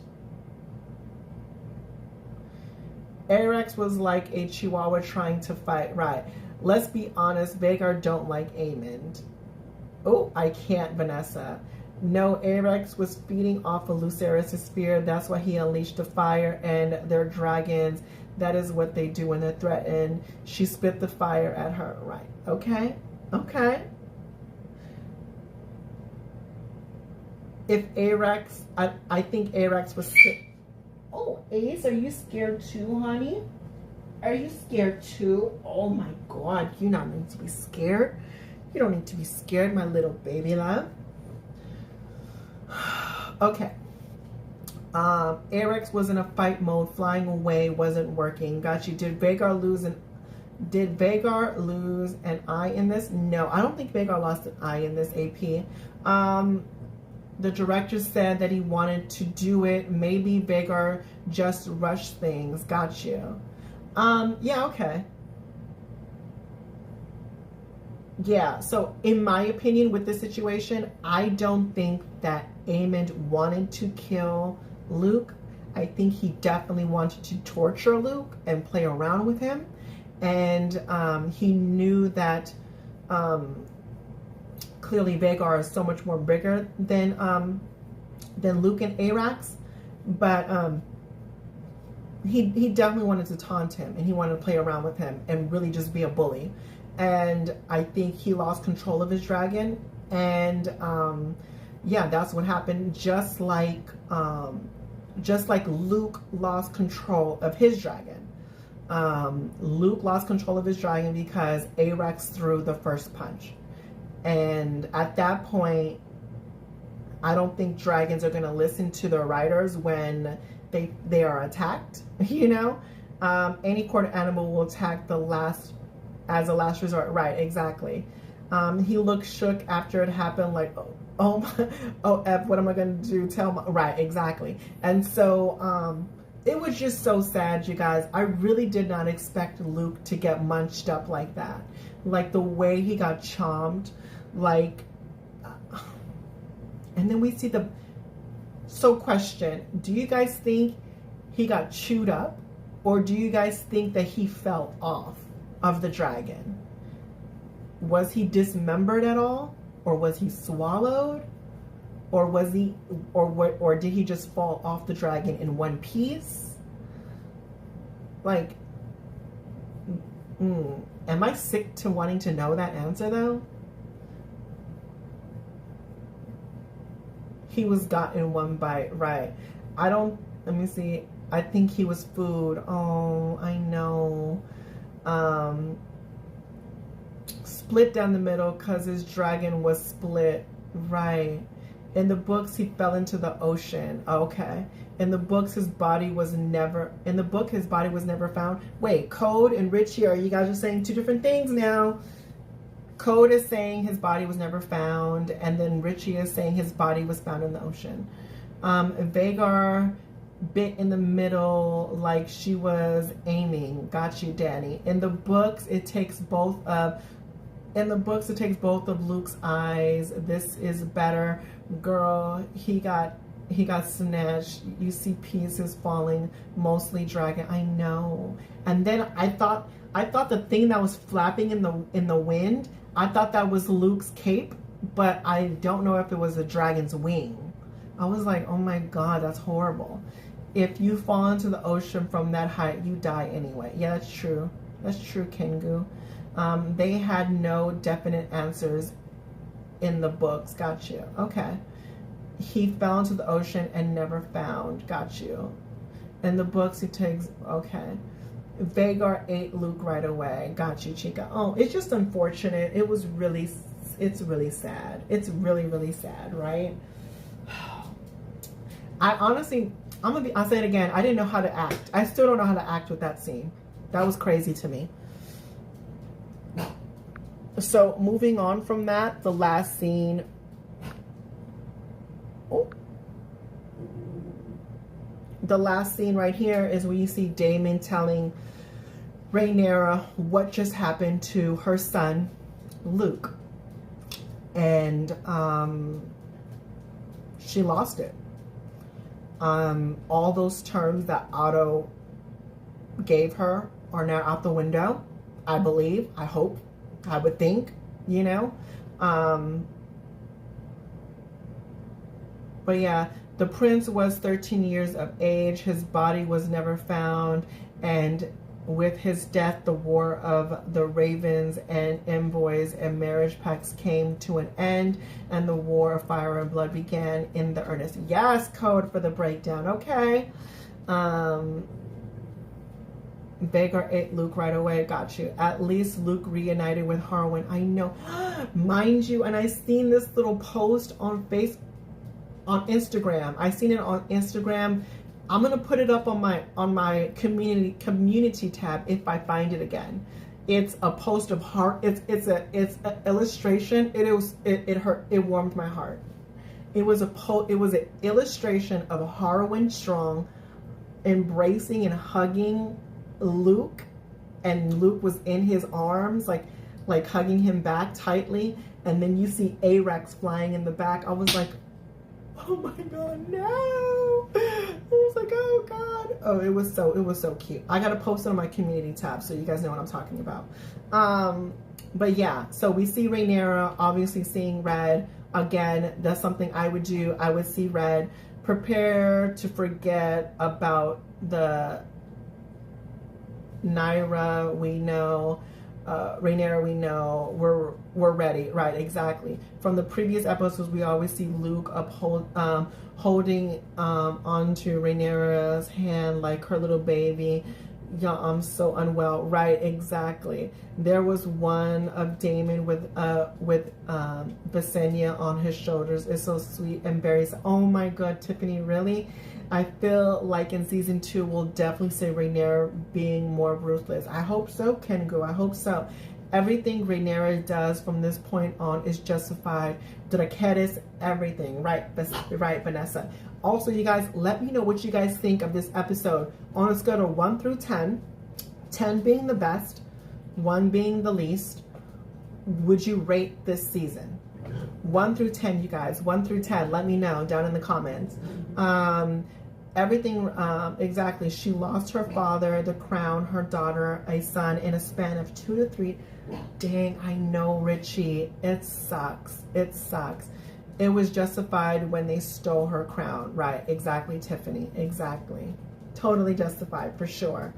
For me, if I have to be honest, on a scale of 1 through 10, 10 being the best, I would give this a good 7.5. I would give it a good 7.5 if I'm being honest. If I'm being honest and I'm really looking at it, 7.5. 9 out of 10 because of the choking. Okay, Richie. Let me see. A 10. Tiffany says a 10. Luke was probably the only good person in the history of Westeros. Okay. Now, what about Baelor the Blessed? The season was a 9 out of 10 for me, for sure. There were a couple of episodes I didn't like the crab feeder episode was really boring to me. Okay, 9 out of 10 because of the choking. Myra definitely felt the greens, but had taken everything from her. She snapped, and so justified for it. Right, exactly. Vanessa says 9 out of 10. Harwin was a good guy. Yes, Tiffany. Li says 8. I wasn't satisfied. It's a 7 for you. Okay, Chica. Yeah, I'll probably give like a 7.58. You know what? I'll give it an 8. I'll give it an 8. I'll give it a good 8. It just made it to an 8. But yeah, for sure. 8 out of 10 for sure for me. The episode I loved the most was King Viserys walking up to the throne to speak for Rhaenyra. That made me, that brought out the waterworks. That one brought out the waterworks for sure. That was the best episode for me. Let me see. The whole season is an 8 to you. Okay, Chica. The season will be brutal, more brutal than the season will be brutal, more brutal than the Red Wedding. You guys want to know something? I started watching Game of Thrones, right? And I was like, okay, I'll watch Game of Thrones or whatever. Everyone's talking about it. But the episode that really made me a super fan was the Red Wedding. The Red Wedding, I don't think I've ever cried that much in watching a show. Like, that was crazy to me. Like, the way it was all done and executed and written and played out. Crazy. It was crazy. It was crazy. Yes, 10 out of 10 extra points for Damon's Valerian Serenade. Yes, to Vermithor. Okay, Andrew. For me, what'd you say? For me, the season was an 8 out of 10. It just didn't like the way they introduced the Song of Ice and Fire in the history. Really, Code? I kind of liked it. I didn't mind that part. The episode, I loved it the most, was an 8 for sure. Okay, I agree. I stopped watching for 2 weeks. Okay. Do you have a fan cast for Craig Stark? If I do, I would pick someone that isn't on the radar, isn't famous. I would want new blood, because I think they're great actors that can play Craig Stark. And I don't want to look at an actor that I know. Like, if people were talking about Henry Cavill, I instantly think of Superman. And even when I was watching The Witcher, I was still thinking Superman. It took me a while for me to break out of that. And then, even though I enjoy his work as an actor, because I like the way he presents his art on screen, right? But I just don't. Yeah, it was hard for me not to see Superman when I was watching The Witcher. It took me a long time. And now, if he does play Craig Stark, I'm gonna think of The Witcher and Superman, especially now since he got recasted as Superman in something else that he's about to do. You know what I'm saying? Yeah. Let's see.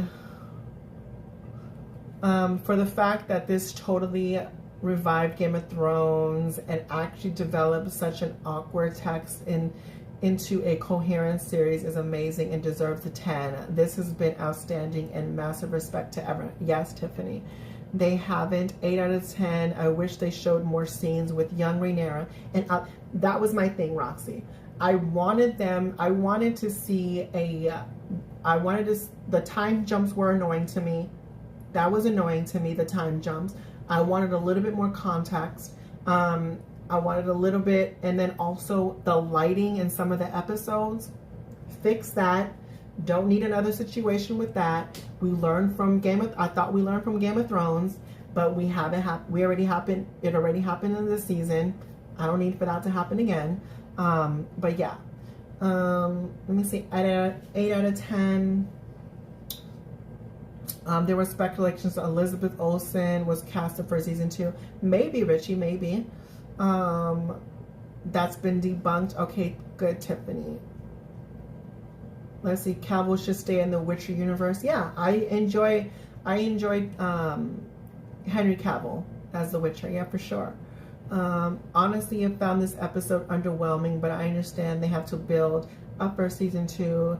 I love this season though. I can't wait until next season. Too bad it's not for 2 years though. I know, Plump, I know. What's up, Plump? You just coming in now. I'm interested in how the other big houses will come into play. I feel like the Lannisters are going to be a real pain in the backside again. Oh my God, I know, probably. Like they always are. Let me see, he is doing Superman now. He confirmed it today, so I don't know if he will join House of the Dragon. He better not delay season 2 neither if he takes on both. Right, exactly, Vanessa. Stick to Superman, right? Yeah, she apparently said she hasn't been confirmed yet, but you never know, right? I don't know the time jumps. I didn't like the time jumps at first. Let me see. I didn't like the time jumps at first, but I really have grown to love Olivia as an adult and Emma Darcy as an adult. Rhaenyra, got you. She could have appeared as a younger version of the Red Witch. Elizabeth Olsen as the Red Witch, the younger version. Yeah, because she was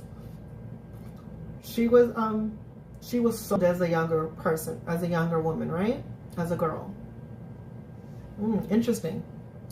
The backstory of the kids was pretty much only 1 chapter in the books. I think they did great expanding it to 5 episodes. Okay. It's going to be crazy. The whole war only spanned a few years, so it's going to be intriguing and a lot of battles. Yes. Okay. All right. Well, we're going to see you guys. Again, there are going to be a lot of updates for House of the Dragon information on my channel, so make sure you stay tuned in for that. This is definitely not going to be the last thing that you're going to hear about House of the Dragon, especially before season 2. There's going to be a lot of stuff, Easter eggs, information, and all the other things.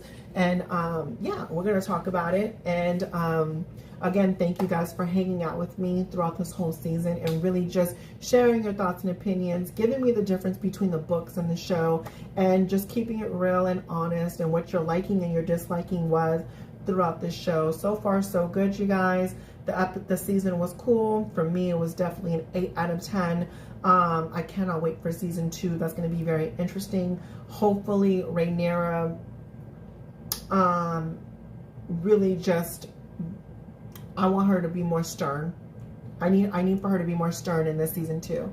But yeah, you guys, make sure you guys hit the subscribe button and hit that notification bell so you know exactly when I upload. And please give this video a thumbs up, because a thumbs up means a whole lot.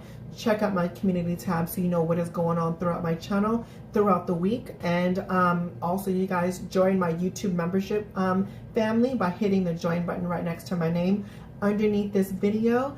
And yeah, all of my social medias, my Patreon and my Instagram and my Patreon and my website are going to be linked down in the description box below. Oh, you guys, I gotta show you.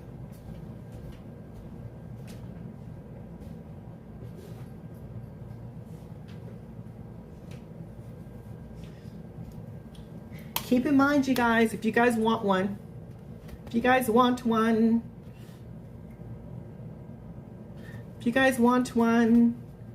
my website,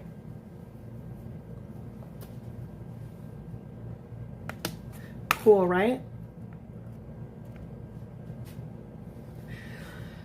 So yeah, check out my website. Awesome, great, 100% cotton, unisex, perfect gift for Christmas, the holidays, birthdays, anytime, for a loved one, for yourself, all of the good stuff. Love you, mother. Love you all. Peace. Yes, Tiffany. Love you too, babe. But yeah, you guys, like always, remember, life is your vision. It is whatever you make it, as long as you make it freaking fabulous. Until the next one, you guys. Bye. It's so company and gorgeous. Get one. Yes, Tiffany got one. Tiffany knows all about it. All right, babe. Bye, you guys. Love y'all.